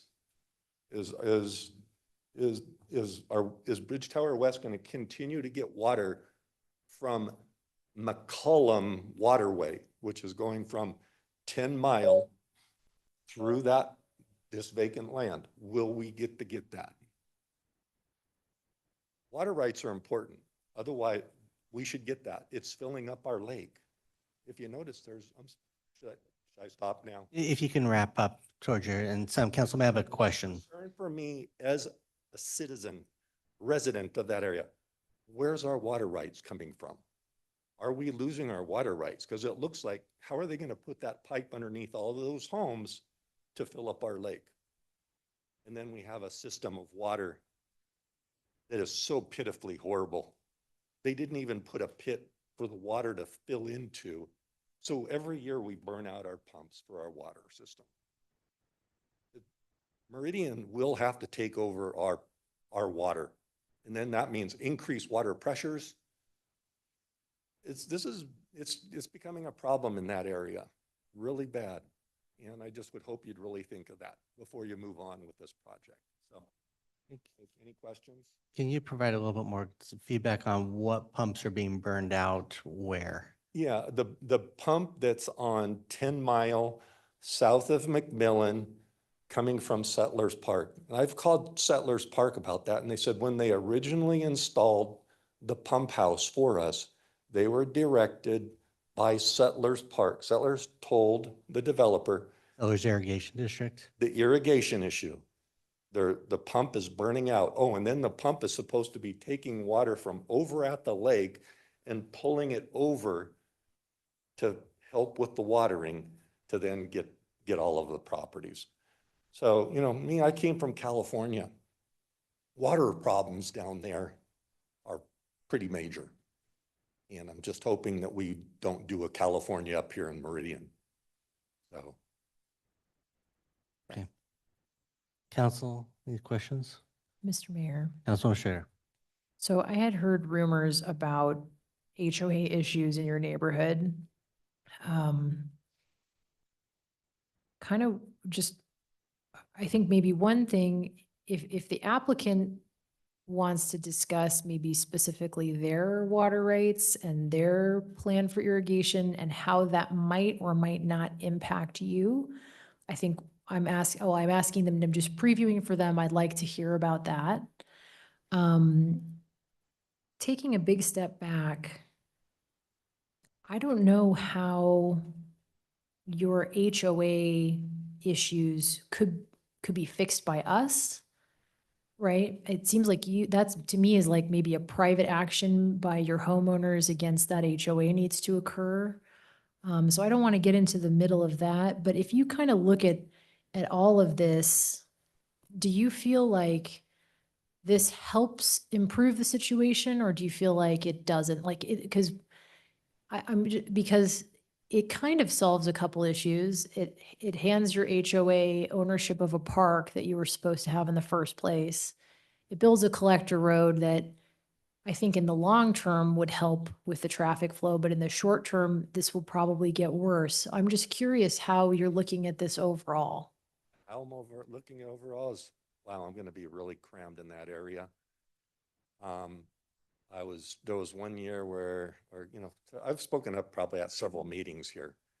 And one of the things they stated is the ability for people to get from 10 Mile over to Black Cat and McMillan, and that the speeds would be reduced in the area. I'm coming from California. You drive fast. And even if you think you abide by the law, you're moving fast through areas. And I look at that nice windy road. Oh man, that's going to be a fun place for some young kid to shoot on through. So, a lot of wiggles and waggles and going back and forth. So It's going to speed up the process. People are still going to drive fast, trying to cut down the time. As far as the HOA ownership, that the HOA developer owns one lot, controls everybody in the whole in the whole area. 501 homes or 501 lots, and there's 500 that have homes on them, except for one. So he has the potential to speak for everybody in the HOA, which he's already doing right now because he's selling off that portion of our park to this developer. What's going to happen with the next thing that we get to face? When we get to see, oh, our water, no, we're not going to get to fill up that water. We're going to have to pull from someplace else. So that's all I'm making sure. Are you looking out for us, the owners of Bridge Tower West Homes, for our water? Because if we have to keep under our agreement, we have to keep our yards looking green, or else we're going to get liens on our property. That's going to be a lot of water for my lot, which is almost, what, 12,000 feet. So that's all. I would hope you really look at that. Okay, thank Value you. of the homes are going to be dropping because people's not going to want to live in a home in an area where it's too expensive for the water. So, Thank you, sir. I appreciate it. anybody else? Is there anybody else like Brad to go and come on forward?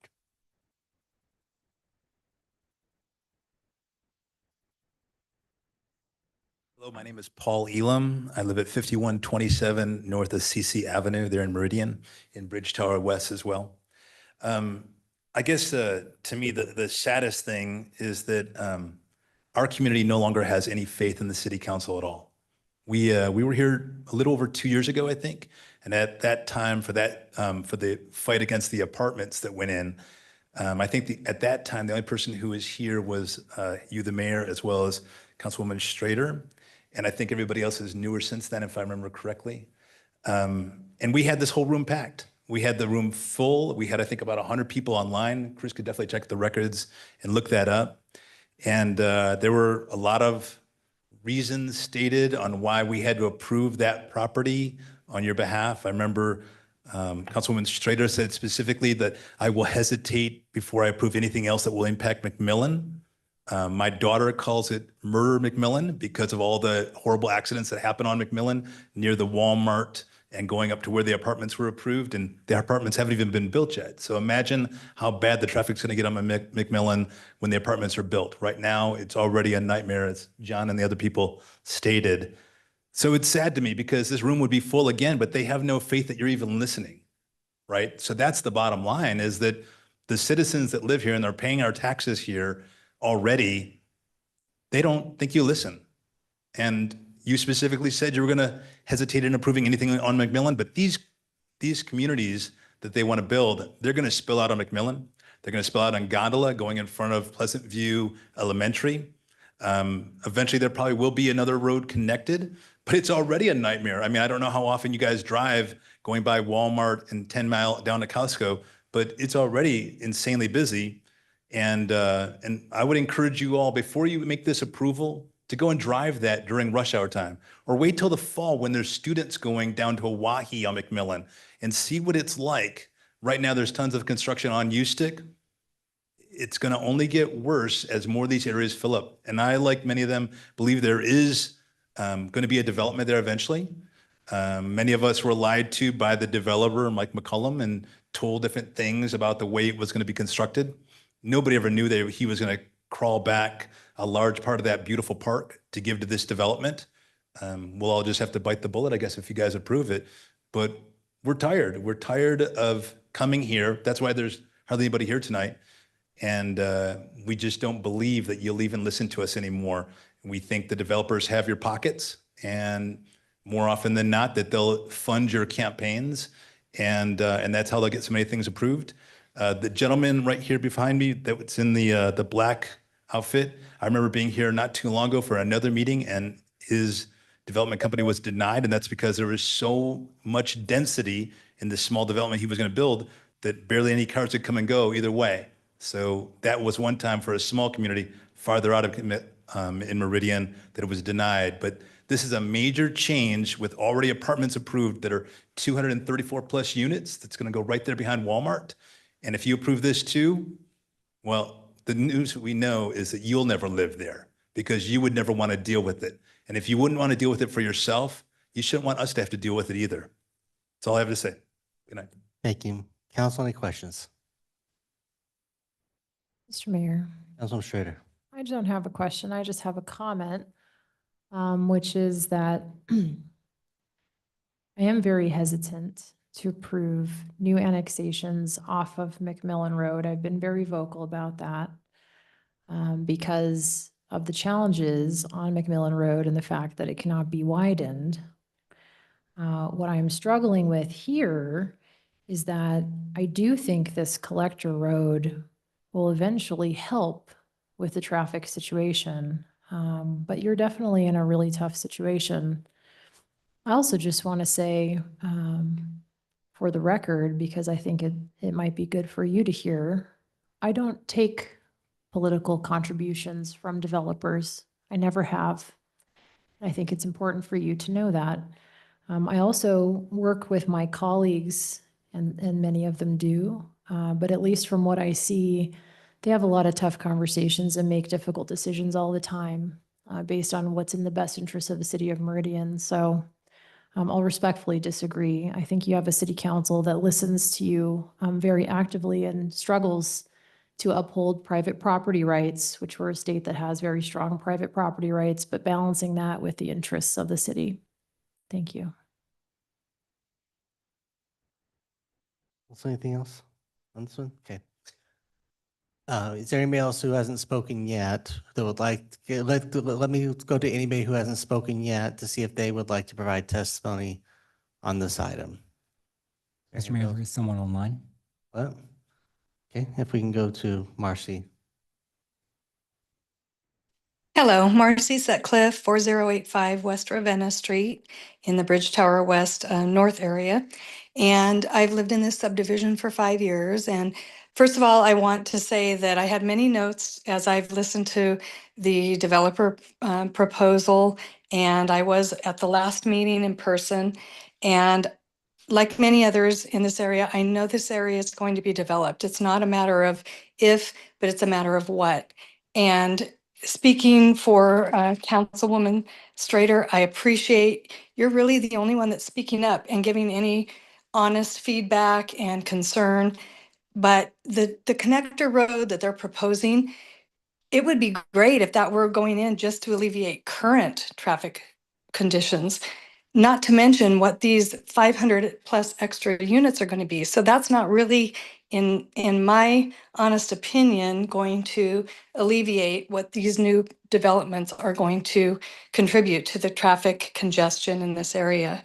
So that being said, I do appreciate everyone, and especially the last gentleman who spoke very concisely and, hit all the points. It really is a matter of the density and some of the ancillary proposals or conditions of this project. For instance, this connector road, it's not going to solve all the problems. And I live in an area right off Gondola in the middle of the subdivision. And already we have youngsters who are going down Gondola, squealing their tires, making burn marks. It's really going to be an issue when we have that additional traffic coming through. And, the Bereza subdivision that is proposed down the road on McMillan, all of these are going to contribute to people wanting to go through these arterial inner, subdivision streets to get to where they want to be. And the congestion is already horrible. I can't even imagine what it's going to be at the point in time when these developments come to fruition. So, I'm not going to beat a dead horse. I understand there's development. I come from a construction lending background, and I applaud that, but it has to be done appropriately and with oversight. And I think that some of the conditions of this proposal don't really meet the objectives of this area, because that connector road is not going to solve all the problems. So having said that, I'll just finish with saying that it's not anything that the council can correct or help us with, but this developer, what he's done to us has been criminal. And I don't understand how somebody can get away with this. And the HOA board of the state of Idaho doesn't seem to have any real conditions over him. And he's continued to hold that lot so that he can have leverage over us. He's continued to, over the years, have landscaping companies that are friends of his that did a very terrible job. He paid him more than what was market rate, and we've been the ones to suffer the consequences. So I just say that because that's where a lot of our frustration is coming from, in addition to this density issue and the congestion that's going to be contributed by this proposal. This isn't a standalone development. Marcy, It your goes- time has expired. If you Okay. can wrap up. Okay, sure. It's not a standalone. We have the Bridge Tower apartments that are approved. We have other subdivisions down the road. The congestion is going to be astronomical. So having said that, I appreciate your time. I appreciate the ability to speak and look forward to, a good outcome. Thank you. Council, any Thank you. questions? Okay. Next, go to Bobby Joe online. Hi, this is Bobby Beck. I live at 4187 West Philomena Drive. I'm in the Bridge Tower West subdivision as well. And I just wanted to bring up the consideration about the overcrowding of the local schools. Pleasant View Elementary is currently within the boundaries of Bridge Tower West, and it is sitting as of February at a 202% capacity going into the 2027 elementary school year. So a year from now, based on the projections of current developments that are already approved. The school zones are changing temporarily for this next school year. It is splitting our community in half, where they are sending half of the elementary kids or half of our subdivision to another school that's outside of our subdivision, outside of our neighborhood. And so that's this kind of having a kid who's in the elementary schools. I think it's really important to take into consideration what all of these developments are doing to the schools. They 202% capacity for an elementary school. That is, I mean, that's just insane. And that is a report as of February of 2025 put out by West Data. So I just want to bring that up so that you guys are taking that into consideration when you're making this decision. Our kids matter. Thank you very much. Council, any questions? Okay. Is there anybody else first who hasn't spoken yet that would like to come forward on this time or online use the raise your hand feature? Okay. Would the lady who would like to make another comment like to come forward? Okay.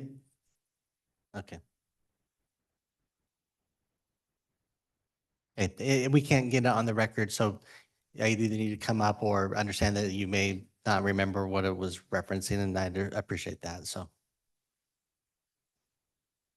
All right. There's no one else seeking to testify. As the applicant can please come close.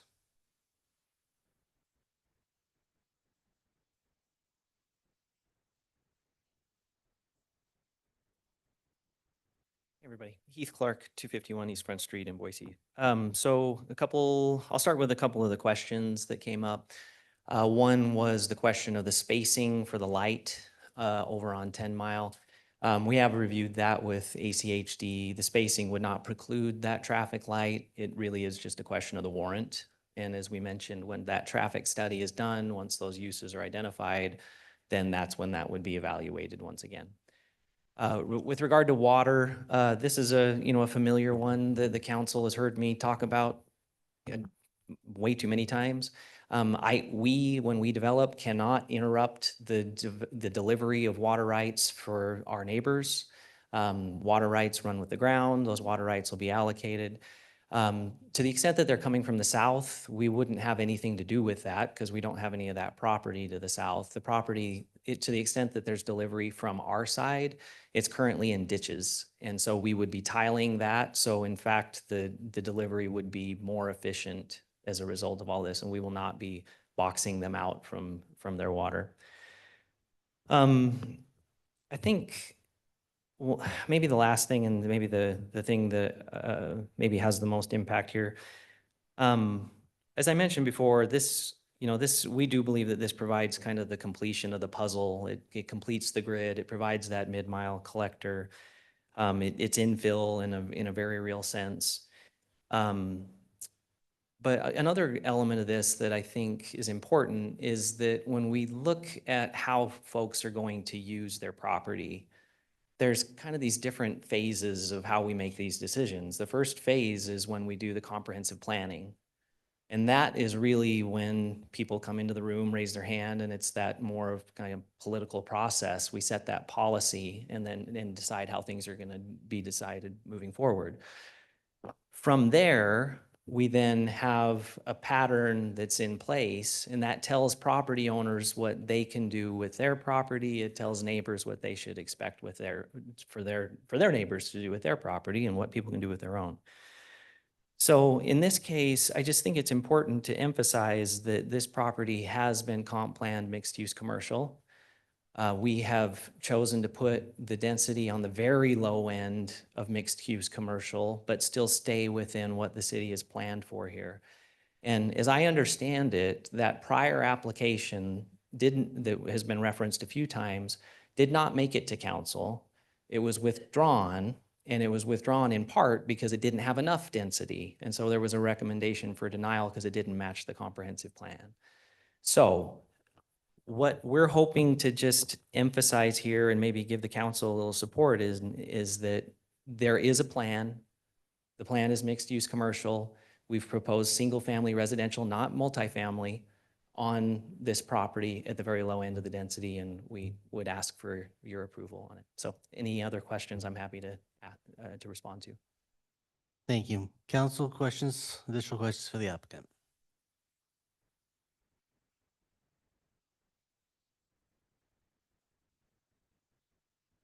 Let me get a break for a minute, but I wouldn't go very far. Okay, I will. My guess is we're not done having questions, but. Okay, I will stand by. And so go sit down and stand by, though, I'm assuming, right? I would think so for the moment, yeah. Okay, I will. Thanks. Mr. Mayor, sorry, Heath, Councilwoman Schrader. already got one for you. So if I'm looking at your application and it says it's been approved by the Bridge Tower HOA or is being supported by the Bridge Tower HOA, is that referring to this one individual that's controlling the Bridge Tower HOA board? I just kind of want to get clear on that because usually when I see an HOA's approve something, that's okay. We don't need commentary from the back yet at this point. What does that mean? Help me understand that. Check one. I would just want to make sure I give you a very precise answer on this. And just for process, technically, we're into the final point where there won't be additional comments unless council wants additional comments, because the developer does have the right to complete it, and we won't go back and forth unless we reopen the conversation. And Councilmember Schrader, I just wanted to check because I didn't recall that being an affirmative statement that the Bridge Tower HOA approved it. So is that something that you're referencing in the application, or? Mr. Mayor? Councilwoman Schrader. I believe so. I believe I heard Linda also reference that in her initial presentation, but maybe I have that wrong. Okay, so is anyone representing that the Bridge Tower HOA board is supportive of this application today? Not that I'm aware of, Councilman. Okay, interesting. Thank you. That's helpful. Okay. And I mean, I'm happy to answer any follow-up questions on that. Obviously, it's a independent application. Yeah. And, one of the benefits, as we mentioned before, is we can provide that preliminary plat to get them their part.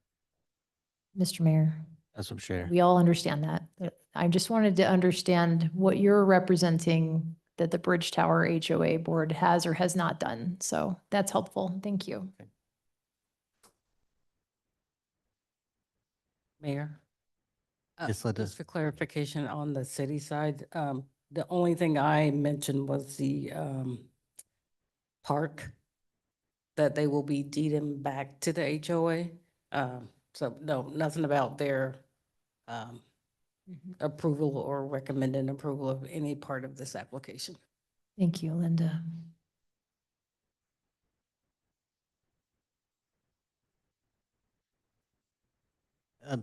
Well, let us see if if the council would like to take additional comments and once they get through this process.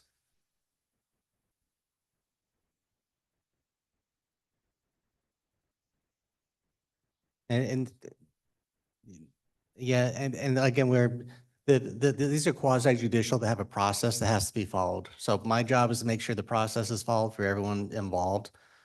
This is the final comments for the developer. If council wants to take additional comments, we will do that afterwards and then give them another opportunity after that. But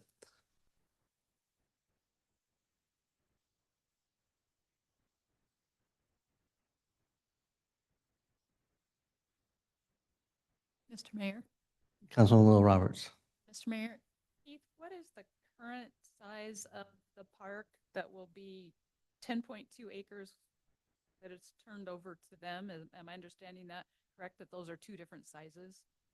Mr. Mayor, Councilmember Little Roberts, that's correct. Yes. So on the area kind of on the east side of the park, there is some additional green space, some cottonwoods, that, you know, those types of trees that are over there. It's our understanding that that was a kind of a holding element, but I don't have a specific acreage number for you. But we were careful to go with the 10.2 because we wanted to make sure it was consistent with the development agreement.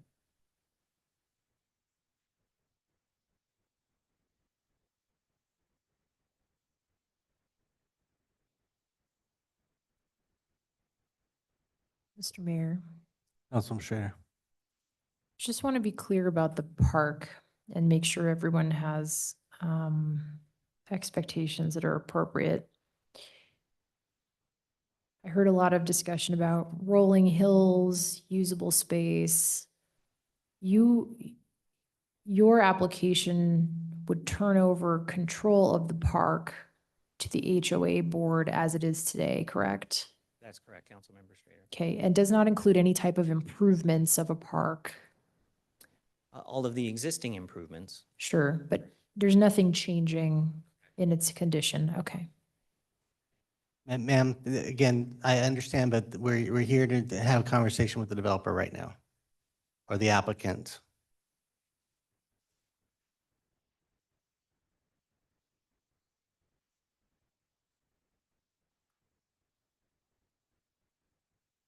Yeah, Mr. Conger was just reminding me that there will be, when we do that collector, that it will feed into that southern portion of the park. That regional pathway will come in and interface with it.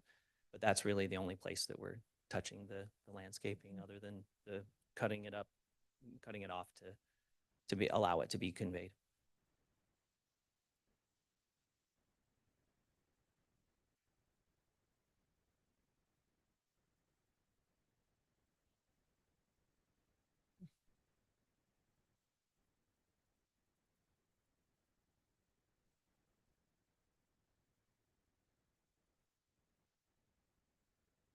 Council, do you have any more questions for the applicant right now?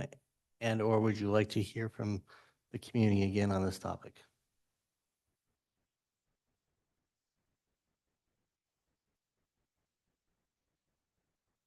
Okay, all right. Go ahead and take a seat. You have two people, three. You guys all fight amongst yourselves, but I'm going to ask you to keep it to anything new or new that you've heard, not reiterating the same points that we've already listened to. If there's clarifying questions, comments that are relevant. And say your name and address for the record. Richard Boyle, 5430 North Botticelli Avenue.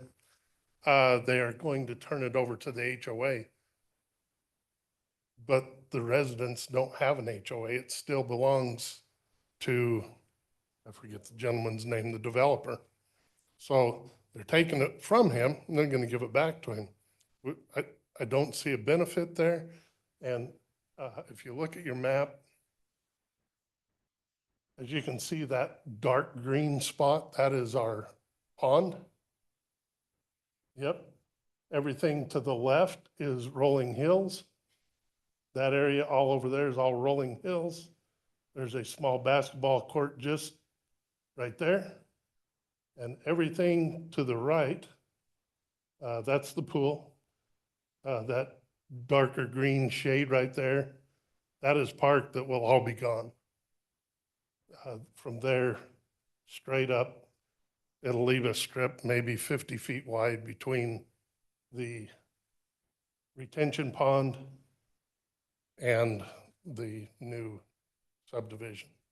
So I guess my biggest concern is give it back to the HOA, but we can't have one yet because our developer won't turn it over to us. So I'm not sure how we go about that, but that might be another fight for another day, obviously. This developer, as someone said, has really done us dirty, I feel, but that's, again, another issue. Thank you again for your time. Thank you. Council, any follow-up questions? Okay, all right.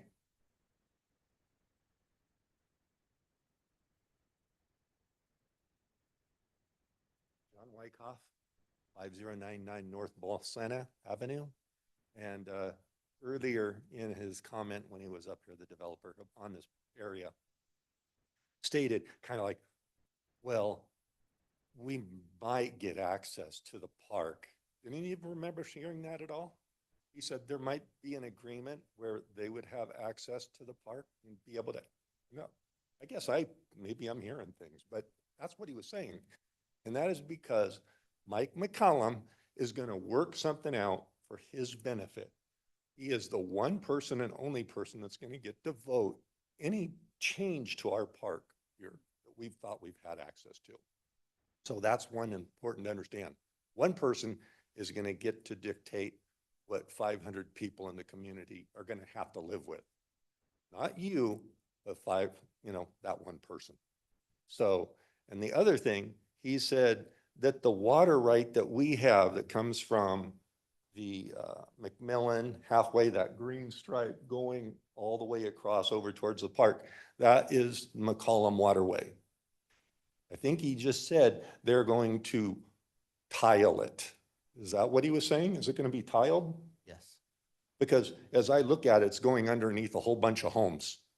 So it's not going to be tiled unless he's talking a big tube. But then there's a potential for, usually within the cities, if there's water access for people, it's going in at the back of people's homes, underlying their fences. So that's my question. Where is this water line going to be going so that we can have access to our water, which we should be filling our lake with? So that's all I wanted to ask. Make sure you're asking. Mike is going to get to control McCollum Waterway. That McCollum, Well, what do you call it? however, we'll let the developer respond to that, but there's water laws deep in Idaho. Water is protected, access is going to be received. I don't want to be the legal attorney to tell you that. Your water will be protected. You have my personal guarantee, whether that's value to you or not. Your water will be delivered Okay. from the irrigation. Make sure of that, because that's a big Yeah. important thing. I mean, Water law is king, and irrigation districts do not look kindly on people who don't deliver the water to where it needs to go. but we don't really have access because we don't have the HOA. This is the HOA's water. And he does control, being McCollum, owner of the HOA, not, of that one property, the one property controlling 501 properties. That's okay. Thank you very Right. much. Thank you. Ma'am, come forward.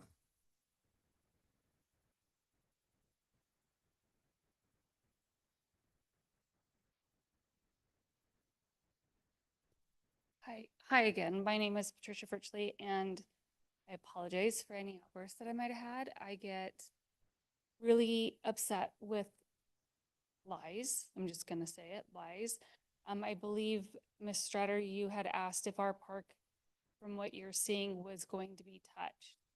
And if you're gonna have all the information, it is gonna be greatly reduced. And not only that, but we have a tree-lined outline to the back of that park that goes up to that field. All of those trees have been expressed by the developer that they will be removed, not replanted, but just removed. So they not only are going to take away a huge portion of that green space, but they are also taking away trees that we have been maintaining and caring for since the inception of that space. And so I just think if you guys are gonna have the information, you should have the actual information. And if they're not going to change our park and that space is no longer an issue because it's gonna stay whole, I don't think that's the case because you can see the outline of the houses, but all of that space is gonna be gone, which is part of our park as well as those trees. So, thank you. And again, I apologize. I don't mean to be disrespectful. I just appreciate it. Thank you. Thank you. Mayor, council, as the developer comes back up or the applicant comes back up to testify again, I just wanted to go on the record and say that the park will shrink. The current configuration of the park is actually larger than what's required in the development agreement. And the developer did that on his own dime to make it bigger. So I was able to quickly map out the acreage of the park as it's currently constructed, and it's about 13.3 acres, and the DA only requires 10.2. So that area is going to shrink back down to what was approved in the development agreement for that subdivision, which is, again, 10.2 acres. So Bill, do you happen to know, is the acreage of the park currently in a lot, or is it on someone else's property? Mayor, members of the council, it is on the developer's own property. It's an S parcel, so it's just a parcel of land. Would love to give you a history lesson on the property if you want. I've been part of all of it, so I've touched it from tip to tail. So originally, this property, as Linda mentioned, this property did annex into the city and had a preliminary plat approved back in 2005. That previous developer allowed that project to expire. They never started the process with us. And so when the economy had changed back in 08, 09, this particular current developer, Mike McCullum, bought the property from Frank Variel. And he came back and he's like, I want to do exactly what we got approved in 2005. And so that's why when you look at Bridge Tower West and Bridge Tower East or Volterra North or Volterra South, whatever you want to call the project, there's a north portion and a southern portion, and each property had its own park. The southern portion had a 3.2 acre park or 3.6 acre park. This site had the 10.2 acre park. The pond was always part of that, along with the clubhouse and the pool that currently sits on that park. What happened was Mike, when he was building out the multiple phases, the DA specified the timing for the completion of the park, and it was 495th lot, if I remember correctly, somewhere in that neighborhood. And if I'm not mistaken, Volterra North's plat was upwards and almost 700 lots. The subdivision was 600 plus lots. So you can see the developer was able to go a long way into the development before the park was constructed. But Mike, in his wisdom of building the subdivision, came to the city and said, I want to build the park before I subdivide it because I think that's an important amenity. And so he built all of Gondola, the collector road that fed the whole development. He built the clubhouse, he built the park before it was even required in the DA. He did that on his own dime to do that. Now, for whatever reason why he's never turned it over, I can't speak to that. I meet with Mike on a regular basis, and I know he still controls a lot of land in our community. But what I can tell you, his heart was in the right place when he put in those amenities. And I don't know why he overbuilt the park to 13 acres, but he did that because he wanted to make sure that those homeowners had someplace to recreate. So now, back in 2022, Heath is correct. Mike did bring forward another application.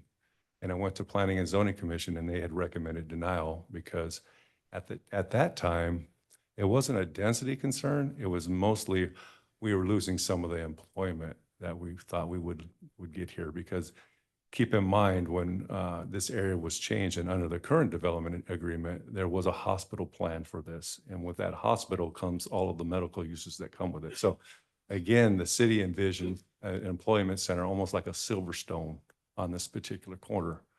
And that's not, and now it's been since 2008, since that plan's in place, and now we're at 2025, and it has not happened, and the hospital's not happening. So Mike is now partnering with this developer and trying to make sure to size it right, meet the current mixed-use standards, provide that mix of office, commercial, services, and additional residential as part of that overall mixed-use development. And so I'm sorry, we're getting kind of in the weeds of what's transpired on the other property. And I know we are, just because of the fact that they're trying to make it right. We're trying to get the park platted so that we can finally turn it over to the HOA and give them control of their neighborhood. That's really the key component here, is that is the end goal with this subdivision. I've asked the applicant the same question. How do you see that working? Because I'm concerned. And they said, we're going to plat the park, and as soon as the park is platted, it's getting turned over to the HOA. It's part of a common lot. And I said, okay, let's make sure that that happens, because we've got to get this issue cleared up. Mr. Mayor. Councilman Schrader. I appreciate the context. I guess I would just caution you not to make assumptions about the motivation of a different applicant, like whether their heart is in the right place or not. Because from what I'm not feeling their heart was in the right place right now, personally. We can't fix the situation, but all due respect, like what I'm hearing is the park will be turned over to an HOA board that's controlled by one single developer. So I'm not getting that same comfort level from that. I just want to share that feedback. We can't litigate or fix their HOA board. That is going to be, I think, a civil issue that needs to be dealt with. But I guess that's all I would say is let's just not make any assumptions about people's motivations or what they will or won't do at this point. Yeah, Councilwoman Strader, I agree with you. I was just trying to imply that the amenities went in sooner rather than later, which was a good thing for that community and for the city. Mr. Mayor. Can we go to yes, unless there's a follow-up to this directly, can we go to Marcy, who also want to make some additional comments online?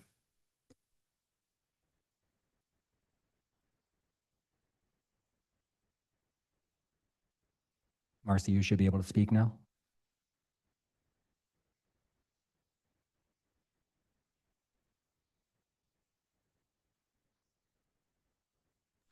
Sorry about that. Marcy Sutcliffe, 4085 West Ravenna Street. And I just have a point of clarification. I may be incorrect, but it's been stated that the new proposed subdivision will not have any access to our park. But if I'm not mistaken, it appears that at the northwest corner of this subdivision where it enters into our, it looks like there's a pedestrian access, that it's part of the flow for traffic, or not car traffic, but actual pedestrian or residential traffic from the proposed subdivision into our park area. So I just would like clarification on that as to whether or not I'm misunderstanding that. Right.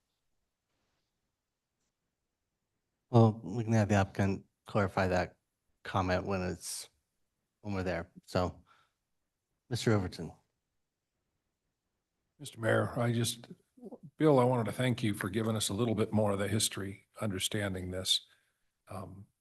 It's not common that we run into a situation that has this much history, that's caused this much frustration over the years.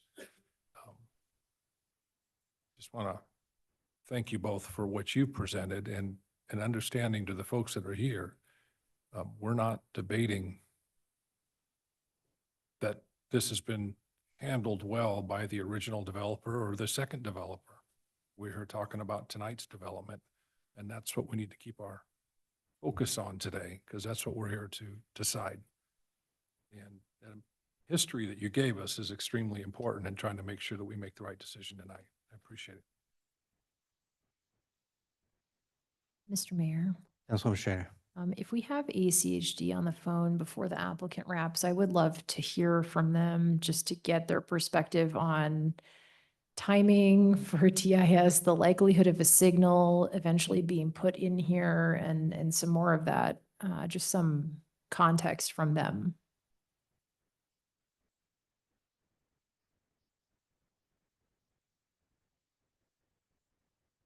Rebecca, you should be able to unmute.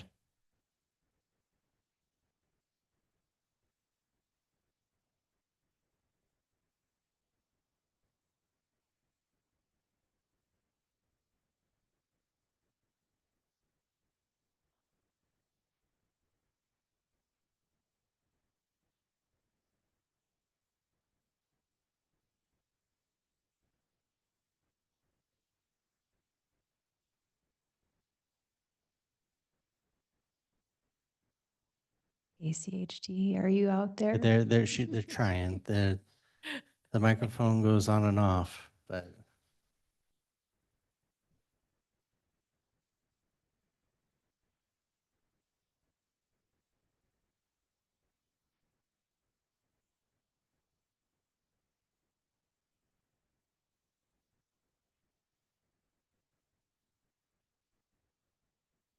Rebecca, you have control to unmute.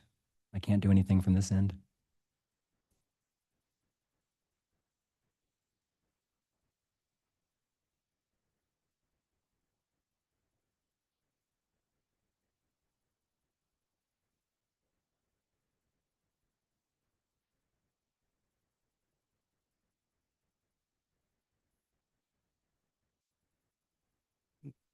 maybe we can see about if she can call in. It's been a long time since we had a phone call, but that might be a way to, if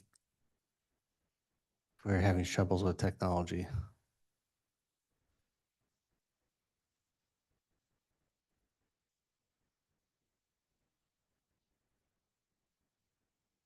So while we're waiting, I'm going to throw out a really bad idea to both maybe the neighbors, maybe the developer, but I'll let you discuss it and maybe our departments. Do we have, oh, our parks director is on. Could you turn the park over to the city to make it a public park? Meets our size guidelines for a public park, but that impacts the HOA as well for it to become public. Food for thought, bad idea. I don't know who makes those determinations on how it's deeded to whom and where and how that works with development components, but to just put it out there in some context if there's a dialogue around that or not. Mr. Mayor, Councilwoman Schrader. we'll just chime in. That would sort of solve this concern about it going to an HOA board controlled by one person. So it's creative. That's a creative solution worth talking about, trying to decide if that would help.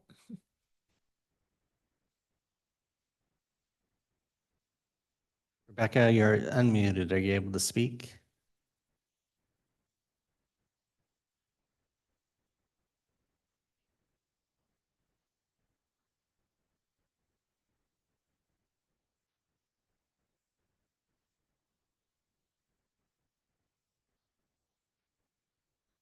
I don't know if we're going to get ACHD on this one. Can you guys hear me? Oh, there we are. Oh my gosh. All right. Thank you so much, Mr. Mayor, Madam, or council members. Rebecca Phillips here from ACHD. So, basically on this one, the traffic impact study that has been submitted really just recommends the applicant extend the northbound right turn lane 175 feet beyond the existing 450-foot striped right turn lane at the US 2026 Chinden Boulevard and 10 Mile Road. So unfortunately, because we don't have that second traffic impact study on what that 44 commercial lot is going to how it's going to affect that area, we're just not able to make any presumptions at this time. However, I will note that it is not prohibited that we have 2 mid-mile stoplights. That's not something that's going to be prohibited. Of course, it's going to need to meet warrants, but that is something that will definitely come out of that traffic impact study. And, I guess that's where we kind of stand at this moment. Thank you. Councilwoman Mhm. Schrader. Thank you, Mr. Mayor. Thank you so much, Rebecca. Just help me understand what the requirements would be to put in a light in So terms of traffic. Yeah, and I'm not actually the best person to ask that question. I'm a transportation planner, so that usually comes from like our traffic engineer department. And I'm not actually sure what those metrics are as to what they're looking for. I'm certainly happy to get that information and report back to you guys if that's something that you would like me to do. I'm happy to do that. Mr. Hood, do you know off the top of your head what the current warrants are? Okay.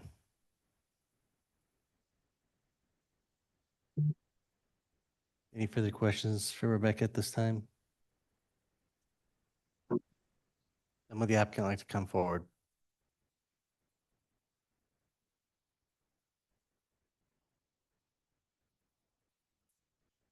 Mr. Mayor, council members, Jim Conger, 4824 West Fairview Avenue. I thought I'd come up instead of Heath because most of these items now are really down to developer questions and the existing developer who I've had 100% of the contact with as far as my team goes. So I'll hit through a couple things and save the HOA and the park turnover for last. The TIS, I think, Mr. Mayor and Councilmember Schrader, if I may address, is I don't think we did a good job of saying the TIS was done for the submittal. It just didn't have any of the commercial, which I think you understood. So the TIS right now that was done at full build out of residential doesn't hit the warrants for a traffic signal. As you heard ACHD, the TIS that we submitted did trigger some warrants of extending the turn lane, and that's actually on 10 Mile into this collector road. So TIS was done. I think it is standard course of business when the first final plat of the commercial comes in and its uses, it will follow rightfully so with a TIS involved with that. Residential, our TIS will just carry on through our final plat phases. As far as metrics, we do know a bit, and you probably don't care of our developer opinion. Instead, ACHDs would be better. But one of the majority matrix of that is really the traffic on the major arterial, in this case, 10 Mile. There is influence in when we do these studies of merit of what's coming into 10 Mile, but a bulk of what covers the finally hitting a merit is the traffic at 10 Mile, and just 10 Mile is not in a position to hit that merit yet. I think what the neighbors and what we've seen, and several of you council members were here when we did Stapleton out on the Meridian Cuna Highway at Amity. We didn't hit merits there either. But we actually, and what will happen here is we get the benefit of the traffic signal that's not very far away in that particular case, and it'll be the same here. When that turns red, there really isn't any new traffic coming onto the road. So this intersection by right is going to have a de facto benefit of that traffic signal. And we proved that out over and over again at Stapleton. It's when I'm there 100 times a year, right? And that's what ends up happening. Moving to the irrigation pipe, obviously we have, state of Idaho has code that we've got to provide, and we will tile. I prefer to say the word pipe because everybody knows what pipe means and it's more efficient than an open ditch.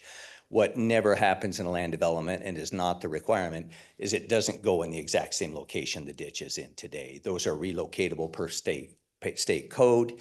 And we do have our buffer, which is the buffer on our north boundary that we put an amazing walk path in that gets to Heroes Park. The piping is also up in there. It is not in yards, and it's not under houses, of course. So it is being relocated. Their irrigation system will have better delivery than it is today. And as much as we all love farmers, when we have a farmer upstream of delivery, I fight it every day. The farmer doesn't really care about the rules, so their water delivery will get better. Southwest corner, some discussion of we shouldn't access, and certainly, Mr. Mayor and Councilmember Schrader, we have made the commitment to all of our neighborhood meetings was we don't want your people in our park. That is the age old. We had that at Verado. It's just kind of the age old problem. We've got a little more of your mindset that is probably not all that healthy to have that complete divide of line. we said, hey, we will propose no pathways, so that corner that looks like a pathway is actually a sewer and a water easement. That's the only way to get sewer into the neighborhood. Our sewer does not go to the north. And we proposed, and you currently have a project in front of you, there is no sidewalk in that path. In theory, there probably should be, but there is no sidewalk because we tried to hit as many things as we could with the executive board and in neighborhood meetings. So hopefully that answers that. Now on the park turnover, the gentleman is absolutely correct. You can go, our responsible charge, because it's on the residential side, in our sale, I didn't have to ask very hard, but we knew this was going to be a number one item. So we put this park in our preliminary plat, this park area, and it is currently owned by two different developers. Both developers have common interest of the Mike name you've heard, but so nothing can be simple as one. It's got to be on top of two different land ownerships, of course, but that's not an issue. It's in our preliminary plat. We as in Conger Group, is going to do a standalone plat that is just the park area, and that can get through the system fairly expeditious, I would assume, between your staff and our staff. That is not going to be in control of the other developer. I have to get his signature on the plat, on that final plat, and I have had numerous meetings with this developer, and there is no desire not to turn that over. So the method is the final plat gets going immediately, which probably will mess up our phase 1, phase 2 plat numbering of other conditions. So I think if everybody knows that the plat goes first for the park, it'll just change our conditions to phase 2 and phase 3. Point of that being, and the gentleman had an excellent point, and I already know this answer is, hey, that's great. Now the park is in a legal parcel, which we've got to get it to a legal parcel. I have the commitment of our seller, which is the previous developer, that this HOA will be turned over. I mean, I'm not running a final preliminary plat and then a final plat to just have it. He had, and I'm not defending anybody, developers typically keep, when they have additional phases, the HOAs don't get turned over because it becomes a little bit difficult for a developer for sure. So I get the principle. What's not right for these neighbors is that that's just gone abnormally in an odd long time. And we haven't seen a lot of that. But to be honest, I've been in front of you before with some 2008 properties. It's just been a long time since I've been in front of you with a 2008 greatest recession in history property. So we do know there's a couple dirty items that need cleaned. They will get cleaned, and they'll get cleaned by Conger Group and signed by the other developer. So that I'm guaranteeing. So HOA will get turned over. I think with that, unless you have further questions, I think I wrote down, I mean, you needed Heat to come back up and re-educate what an amazing. I think Councilwoman Strader wants you. Yep, Okay, I do. good. Thank you, Mr. Conger. Help me understand your comment. You just said the HOA will be turned over. What do you mean by that? Excellent, Mr. Mayor, Councilman Strader. So the homeowners association, which is a legal entity, they are correct, is still controlled. I'm going to say mostly, and I haven't read a bunch of documents, so I'm not going to play attorney. It is still controlled by the Mike McCollum that they're saying the previous developer. So I think all that's factual. So for the turnover, it's normal. When we get to the end of our developments, and we do probably one a year, you create, the entities change to new board members. So you have a meeting, you have engaged folks, like the folks that are here that are engaged. So we have to have a board of directors meeting. I mean, there are 2 or 3 pretty legal steps. We have a professional HOA management company every time run us through the steps. Our board members, which are usually my employees and things of that nature when it's ours, are all at this meeting. And, we're only as good as our last neighborhood. So we want pretty successful turnovers. So this, I mean, as far as the method of this goes, it'll be identical to every, we do one a year when we're at a final phase. So it will be turned over to the HOA, and there'll be new board members that are running the HOA. Now, If I Mr. didn't Mayor, answer. are you talking about the HOA associated with this property, or are you referring to their HOA? Are you referring to turning over this plat to their HOA board? Do you have reason to believe that will be turned over to them? Is that what you're saying? I'm confused about which HOA board you're referring to. Mr. Mayor, Council Administrator, I'm embarrassed. I thought we were only talking about their HOA. I should have clarified. That's okay. I just want to understand. We, Conger Group, is going to do a one lot final plat. Our preliminary plat needs to get approved. Then Conger Group is going to do a one lot plat that's just their park area. That then, once that becomes, and you probably know how long a plat takes. I mean, that takes 8 months to run it's got to come in front of the council. We got to do a bunch of work. I got to go to Central District Health. I got to go to the city of Meridian. Got to go to Ada County Highway District, and I got to go to Ada County. So in 8 months-ish, I will get a recorded plat that now has a parcel and a lot number that is able to get deeded. So it'll get deeded over to the HOA. That's step one. Step two is to have this meeting and convert and turn over the HOA itself. Forget about the park. It's already part of the HOA. But the gentleman is right. It's great. Get it to the HOA. But if the HOA didn't get turned over, it's still not turned over. Our seller has, and I'm speaking for him, and I'm very comfortable doing it, our seller has no desire to keep this HOA. He was keeping this HOA until the property adjacent to it. His original intent was to keep putting these under the same HOA. Our first requirement when I was buying the residential portion of this is, hey, we need a split of HOAs.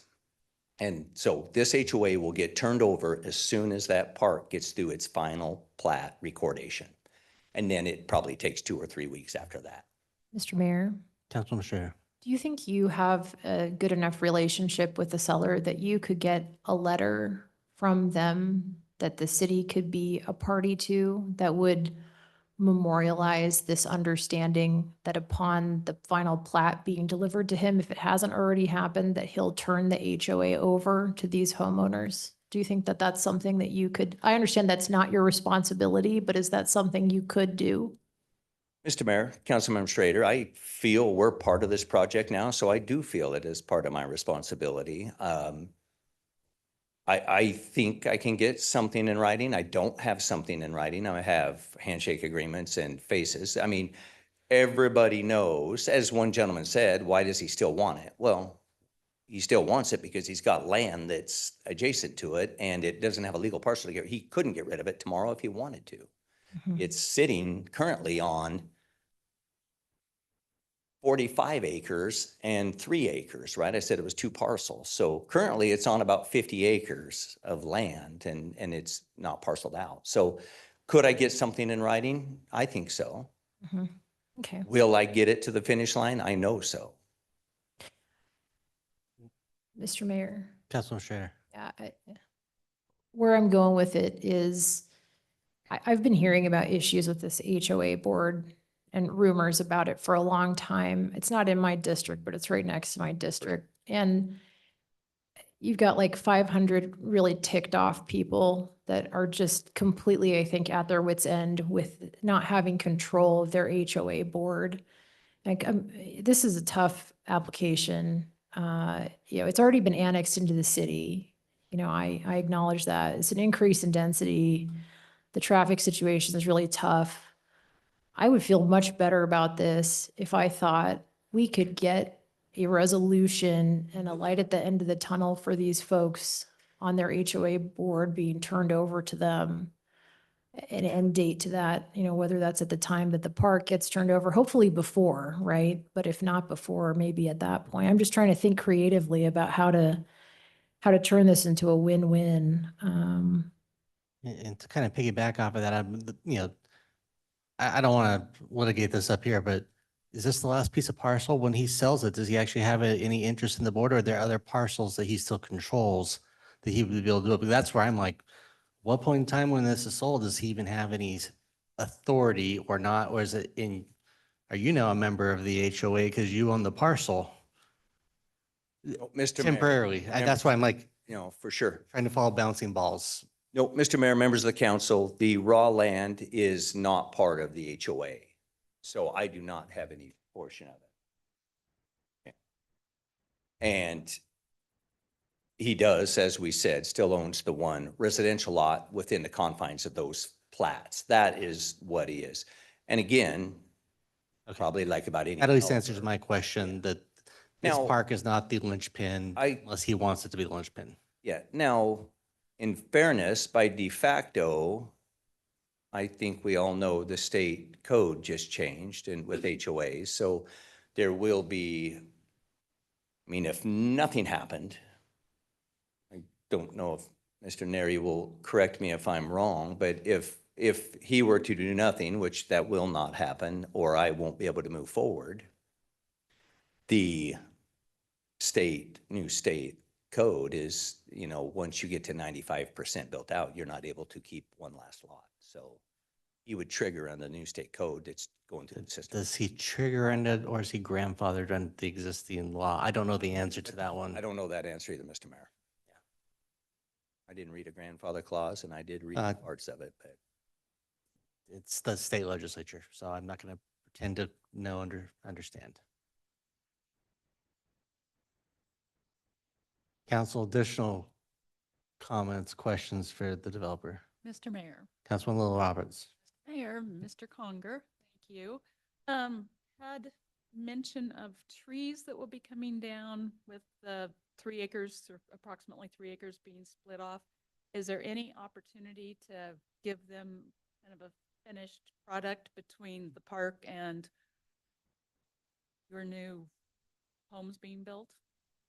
Yes, Mr. Mayor, Councilmember Roberts, we have worked hard with the executive committee. A majority of the trees, again, they were just trash trees that were going to grow big to give him some vertical elevation. They're cottonwood. So we have had our arborists go through every tree in question and our landscaper who would do the relocation. We do a lot of relocations.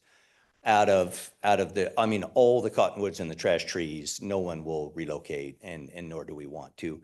There are a handful of good trees that we are going to relocate. We've already given this to the executive board. I really want to be careful what they are because they probably are just an executive board of the HOA for the previous developer, along with 15 new trees. I mean, so we've already done that behind the scenes with the executive committee for sure. So and that's been discussed, I think, in one of the HOA meetings too. But great, thank you.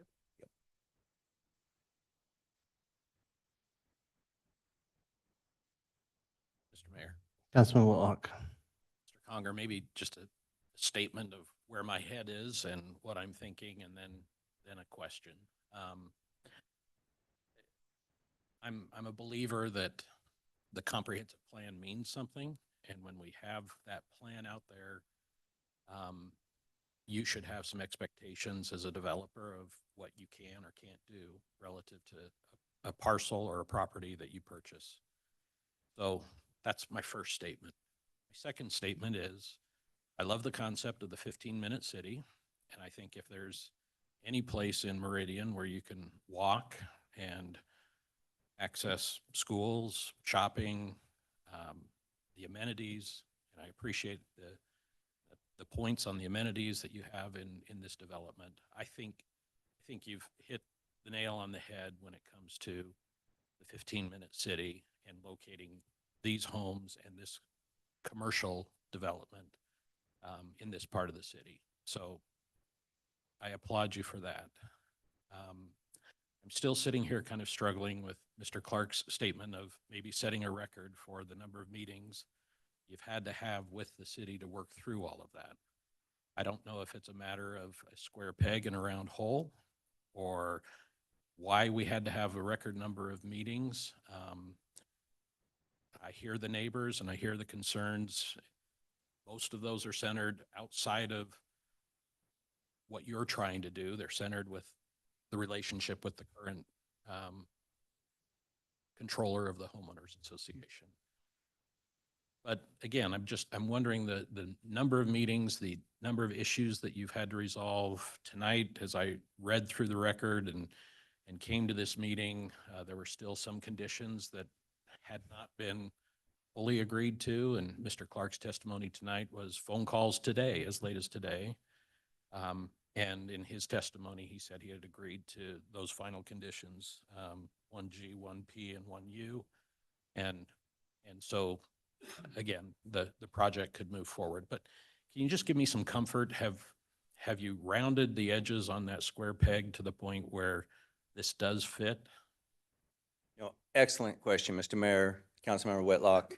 I think it's not this round hole square peg scenario. This is a mixed use project. In all reality, it's two projects in one. So we have taken a very complex commercial project. We have brought in a mediumly complex residential project and had to come to some agreement. So I don't believe it's trying to fit a spot. I mean, we have worked through, and I mean, let's just focus on the residential for 1 second. I think we've debated over 2 items in 8 months. I mean, there wasn't much, right? So we came in, we have been very blessed by this council to come in on the lower end of the comp plan when we have these. This is an aggressive comp plan here. I think neighbors don't quite understand what can be done here or what should be done by the comp plan.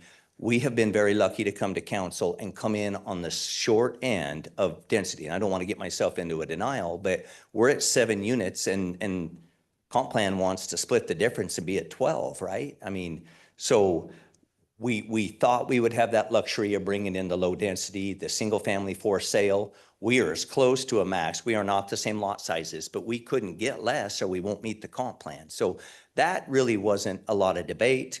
We put a beautiful buffer on the north boundary. That's why we didn't have to worry about lot sizes. That's the other regional path that everybody should be going oohing and on over, because that goes right to Heroes Park for both neighborhoods. We don't care which neighborhood walks on that pathway. Our HOA will maintain it. So from a residential standpoint, no problem.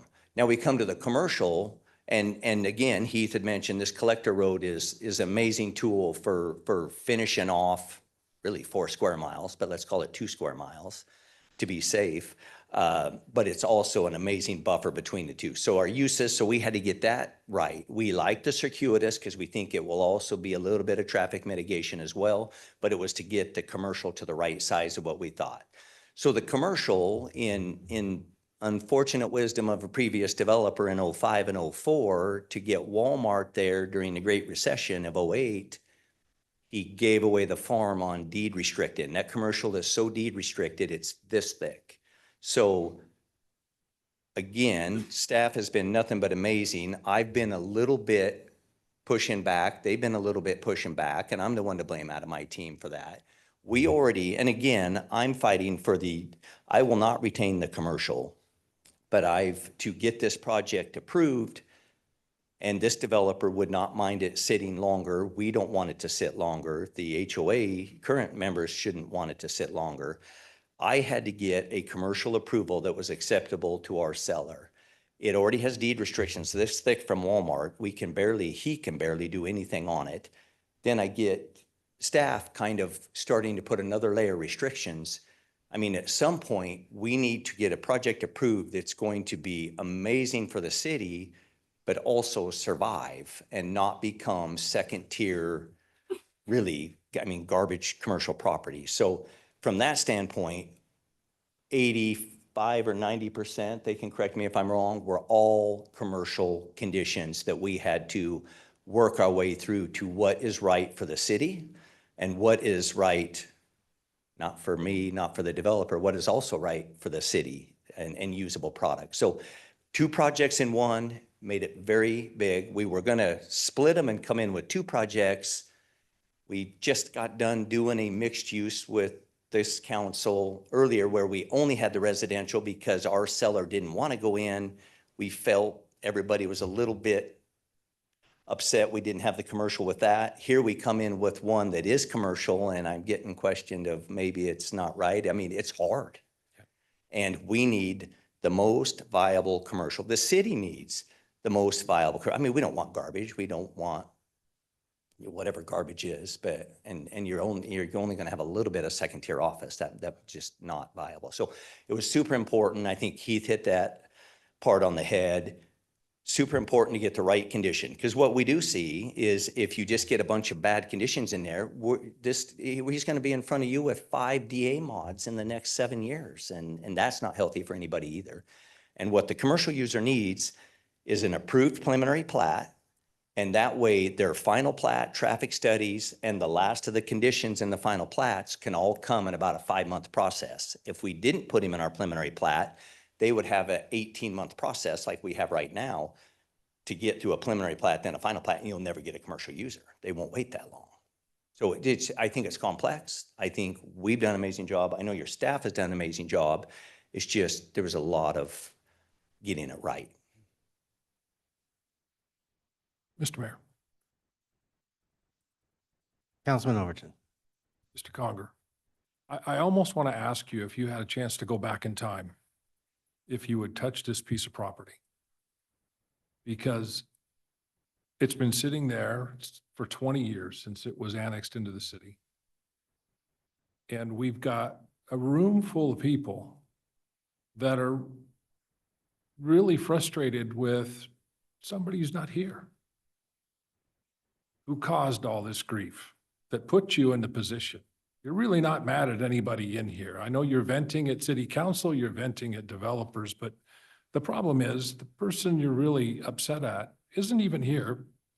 So we find ourselves sitting here with a development that's been trying through multiple meetings to make this work with the city, who's had to do a tremendous amount of modifications.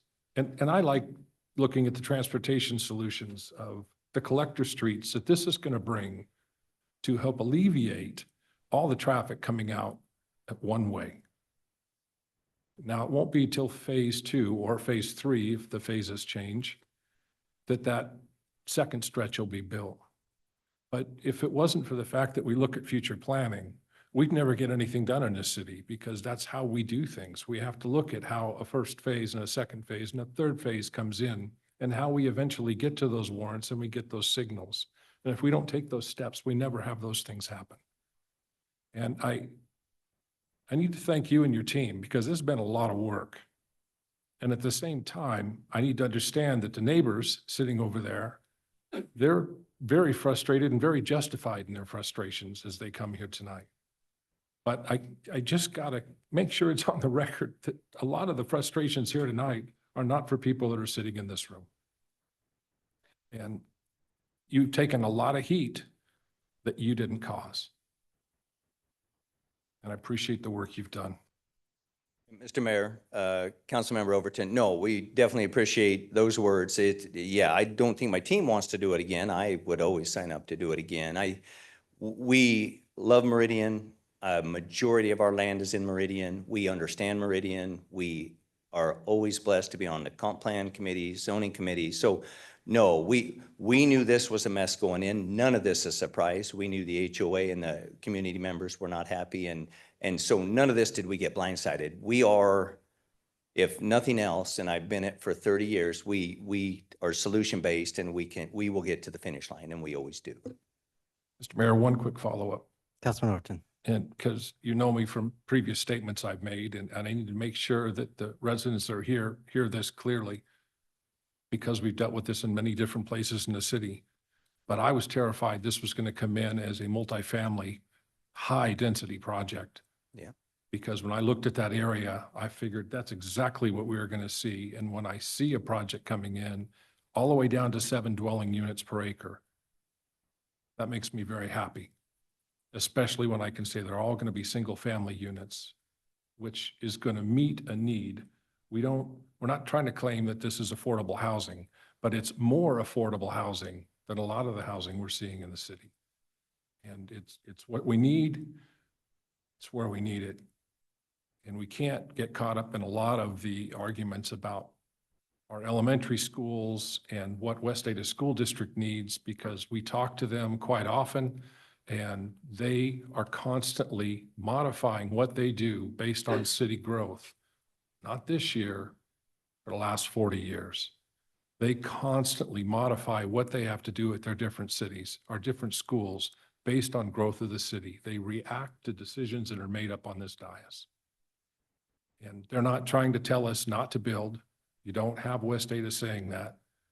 They understand that these developments happened. They knew this land was available to be built, and they will make the modifications necessary on new skills being built and having to change guidelines on where students go today. Mr. Mayor, Councilmember Overton, I appreciate you mentioning the multifamily part. I mean, that doesn't carry a lot of weight when we say it in our neighborhood meetings, but this definitely would have had higher density. And I had to work hard with this seller because multifamily can pay double what I can pay, quite honestly. So have to do a little more salesmanship when we are bringing our product in these little higher density areas. And again, that's why I thanked council's previous actions of being at the lower end of density, because we have enough work trying to tie up this land and pay less and then get this great single family for sale product approved on it. Will be amazing.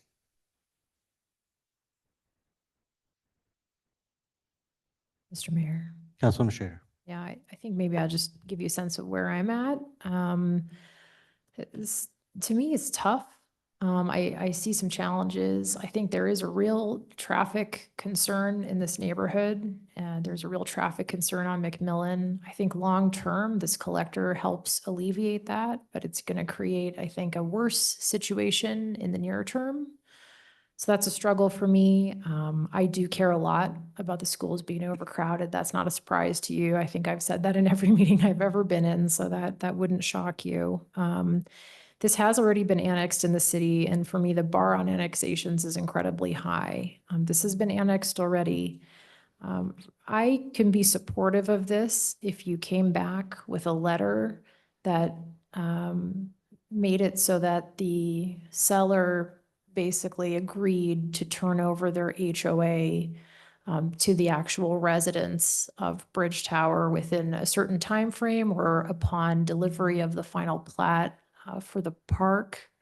Something like that could get me there on this, because then I would feel like you're going out of your way also to solve the broader problem. I am concerned about just the idea of turning over the park to an HOA board that's controlled by this one developer when there's been so much history and so much animosity, and not having that trust factor with that individual, that they're going to do the right thing. I don't know if they will or they won't.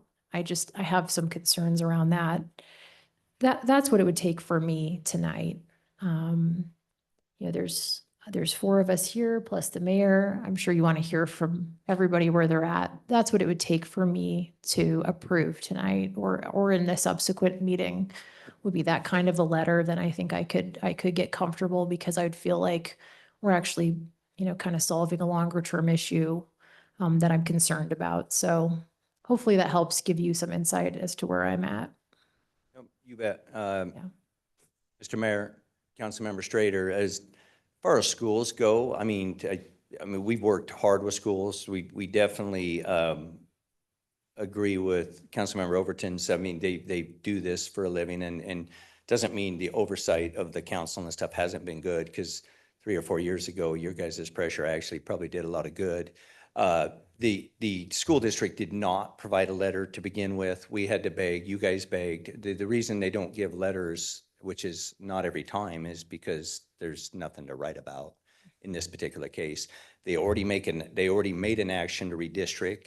I think there's another letter in your packet that they made the action to redistrict, and then an action to relook at it this fall.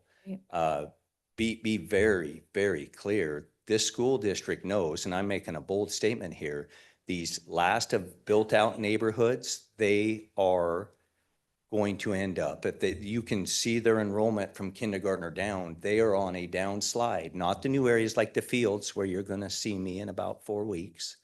That school needs to get built, but they have a Boise syndrome coming, that these schools in these built out neighborhoods, and as we've talked with many of you council members, the kids are aging out, but there's a better way to say that. Your homes are pricing out, and that's what happened to Boise, and these schools are becoming less full. Not the new areas. I'm not that blazing. So this particular case, the school district made an amazing move and already redistricted because of the Star School and things of that nature. So we don't take that lightly. Heath had about 3 slides that we could whip up. I mean, just because we do like to get down into it, just like you do as well. And Yeah. as far as getting a letter, I mean, I don't know. I mean, I get the letter. I just don't know what teeth are in that. I mean, we're going to get it turned over. The final plat is going to come immediately. Nobody, including the current individual that has that HOA, wants to keep this HOA. Once this approval's done, there's no value in having the HOA. Mr. Mayor. Councilman Share. Yeah, I think just, you know, this about me, I'm a trust but verify type person. If I had that, a letter from them acknowledging that plan, that would go a long way toward me getting there. But I guess I would encourage you, because I don't know where my fellow council's at, but I would just encourage you, even if this is approved tonight without me voting for it, I would just encourage you as a good neighbor to try to get that letter. I think it would make for a better, more cohesive, more cooperative community in this area of the city. I know you've done a lot of business. You're going to keep doing a lot of business in our town. And, you know, having 500 people that are really teed off at, not at you, but at somebody else is not healthy. And I think this situation has just festered for a long time, and it's starting to affect other people that are not party to it. So just wanted to share that. Yeah, Thank- Mr. Mayor, Councilmember Strader, no, we'd always love every positive person we can get on the council in a time for a vote. But without a doubt, I've already committed you to getting you that letter. So Thank you. That's in motion. Appreciate that.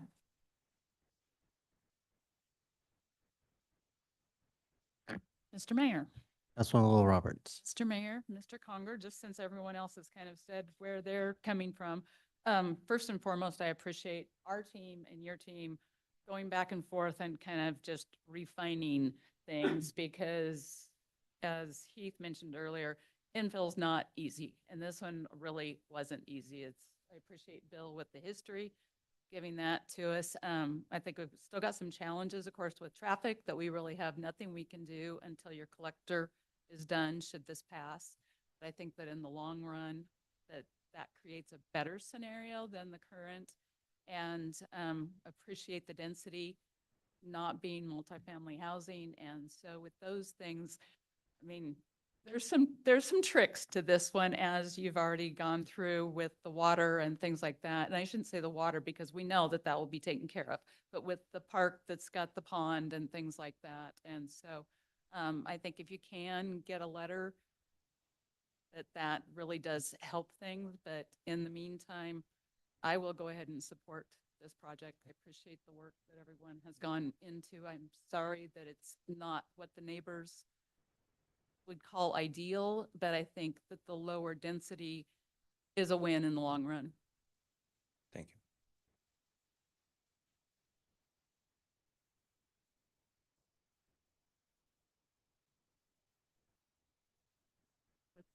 With that, I would go ahead and make a motion. I guess we need to close the public hearing first. I move that we close the public hearing. Second. I have a motion second to close the public hearing. Is there any discussion on the motion? If not, all in favor signify by saying aye. Aye. Opposed, nay. The ayes have it, and the public hearing is closed. Mr. Mayor, Councilwoman Will Roberts. that I would move that we approve Adaro Mixed Use Neighborhood H-2024-0068. Second. I have a motion and a second to approve item 2, H2024-0068. Is there discussion on the motion? Mr. Mayor, Councilman Whitlock.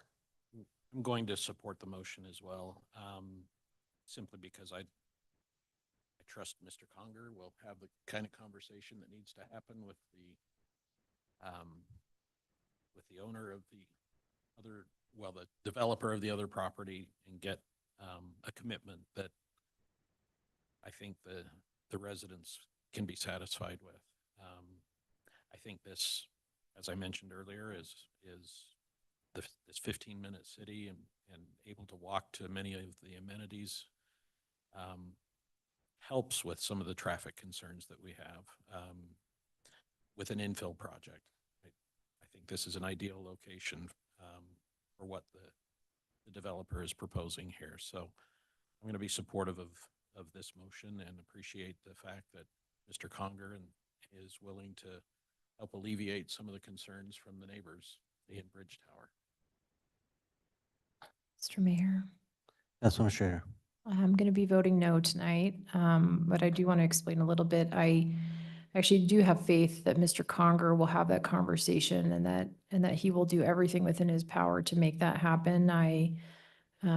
Just based on feedback I've heard from neighbors in my district and my neighboring district, I do have some trust issues with the developer in Bridge Tower and just some real concerns around how things happened. And that letter would go a long way toward alleviating those concerns regarding the seller. And that's the reason I'm going to be voting no. I would need that letter, I think, to feel comfortable that we're solving the wider issue here. But I do, I think I have an intuition of the way this is going to go, and I do wish you well. That's where I'm at. Thanks. Any further comments? I'll just say this. I've not been here as long as Bill. Was not here when this property was annexed back in the day, but I've been on staff while most of this has gone through different iterations. And is this the best iteration of this property that we've seen? I don't know if it is or not. It's different, in that context. But I will say this, it's got the best traffic connectivity of any project that was initially planned to go forward. I remember the conversations where we were talking about sending everyone down the Walmart road to get them out access through that process. And, those were the conversations at the time. So to be able to, make a $4 million investment on a road to get people out, the sad part is that's increased costs to the price of these homes. We know that.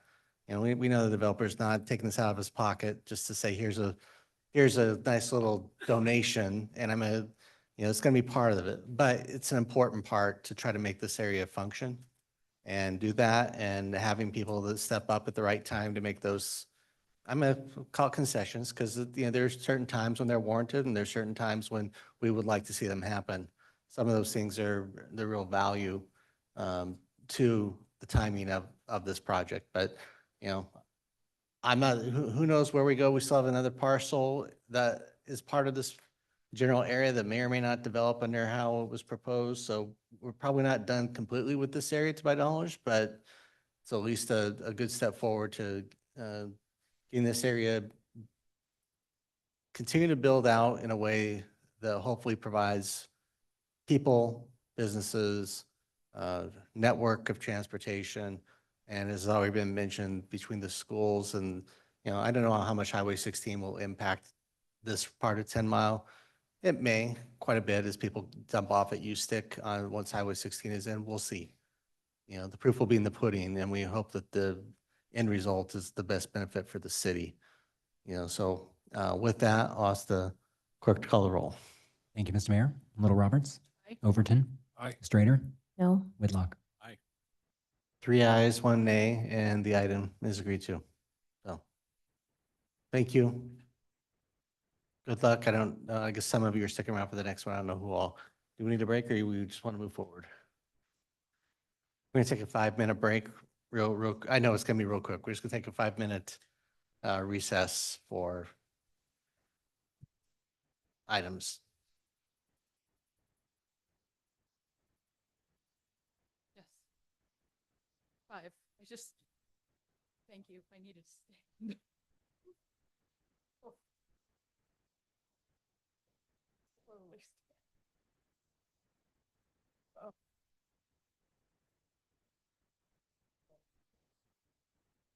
They just completely signed the wrong one. Well, and she was so, yeah, she was, yes, yeah.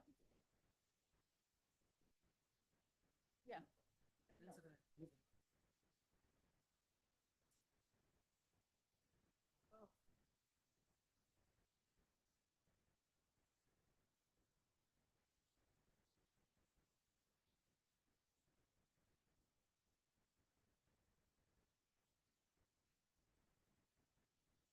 Very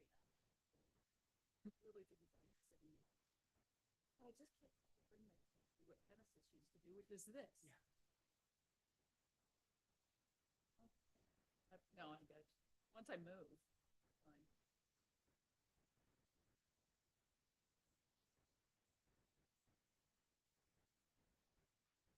You stuck with us, Warren?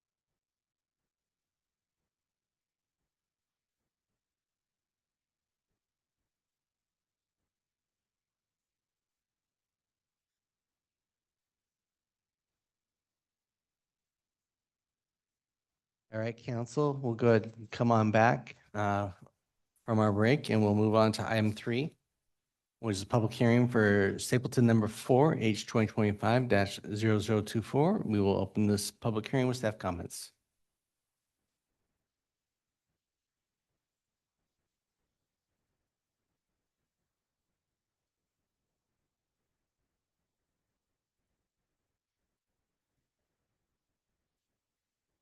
Good evening again, Mayor and council members.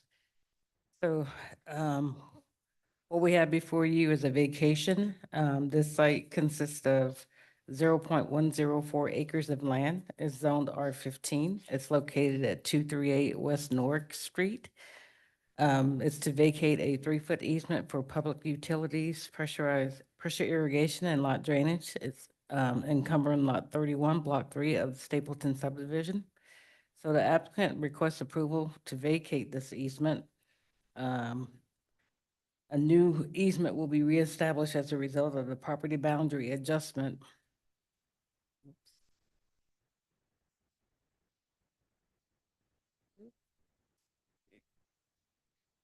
Getting ahead of myself. Of a new property boundary adjustment and subsequent recording of a quitclaim deed, which will formally establish the new property boundary. The original lot, when Stapleton subdivision was recorded, this lot is, the subdivision established a 3-foot utility easement along the interior subdivision line. Per the applicant, lot 31, block 3 was designated to be 64 feet in width, and all utilities were connected to the lot, and the construction drawings relied upon the dimension. Unfortunately, the surveyor made a mistake on the final plat and drew the lot 49 feet wide. The applicant didn't catch the error at the time, but all the infrastructure construction has since been completed. There currently is not a building permit for the property, so an existing structure will not be affected. A legal description and map exhibit of the easement proposed to vacate was included in the staff report. Relinquishment letters were received from all the utility companies for it to be vacated. So this is the recorded plat. And this is the area where it's, the property would be, the lot would be located. So it's pretty straightforward application for staff, and we are recommending approval of the vacation request. Any questions for staff? Thank you. Council, any questions for staff?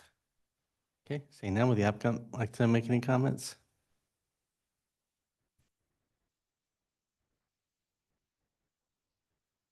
Mr. Mayor, my name is Laren Bailey. My work address is 4824 West Fairview Avenue, Boise, Idaho. The only comment I want to make is I apologize that we have to take up your time with this tonight. It was really just an error. You can see on the map Linda had up, for whatever reason, between the time the city reviewed it, the county even reviewed it, everybody reviewed this, we reviewed it, we all were comfortable with it. For some reason, someone at the surveyor's office decided to line that lot line up with the one to the north. And that put us in the wrong place. So we went to put a home on it, the home we planned to put there to do a building permit, and realized this isn't the lot that we had in mind. So we had to come through this process. I tried to work this out with the county surveyor and do something less arduous, but he didn't want to do that. He wanted us to do this process. So that's why we're here tonight. And if you have any questions, I'll answer those or just let you finish up. Thank you. Thank you, Lauren. Council, any questions? Thank you. Okay, Mr. Clerk, anyone stand up on this item? Mr. Mayor, 3 people signed up, but they spoke at the last hearing. Okay, is there anybody present or online that would like to provide testimony on this item? Or online, use the raise your hand feature. Seeing Ralph not coming forward and no one raising their hand online, does the applicant waive any final comments? Applicant waives final comments. Council, what's your direction? Mr. Mayor, Councilman Schrader. I move that we close the public hearing on item 3. Second? Motion and second to close public hearing on item 3. Is there any discussion? If not, all in favor signify by saying aye. Aye. Opposed, nay. The ayes have it. The public hearing is closed. Mr. Mayor, Councilman Schrader. it's a straightforward. Accidents happen. We get it. After considering all staff, applicant, and public testimony, I move to approve file number H 2025-0024 as presented in the staff report for today's hearing date. Second? Have a motion and a second to approve item H 2025-0024. Is there any discussion? If not, clerk call the roll. Thank you, Mr. Mayor. Little Roberts. Aye. Overton. Aye. Strader. Aye. Whitlock. Aye. All ayes, motion carries. The item is agreed to. Have a good evening. Council, anything on our future meeting topics or a motion to adjourn? Going once, going twice. Okay. Mr. Mayor, I move that we adjourn the meeting. Motion second to adjourn the meeting. All in favor signify by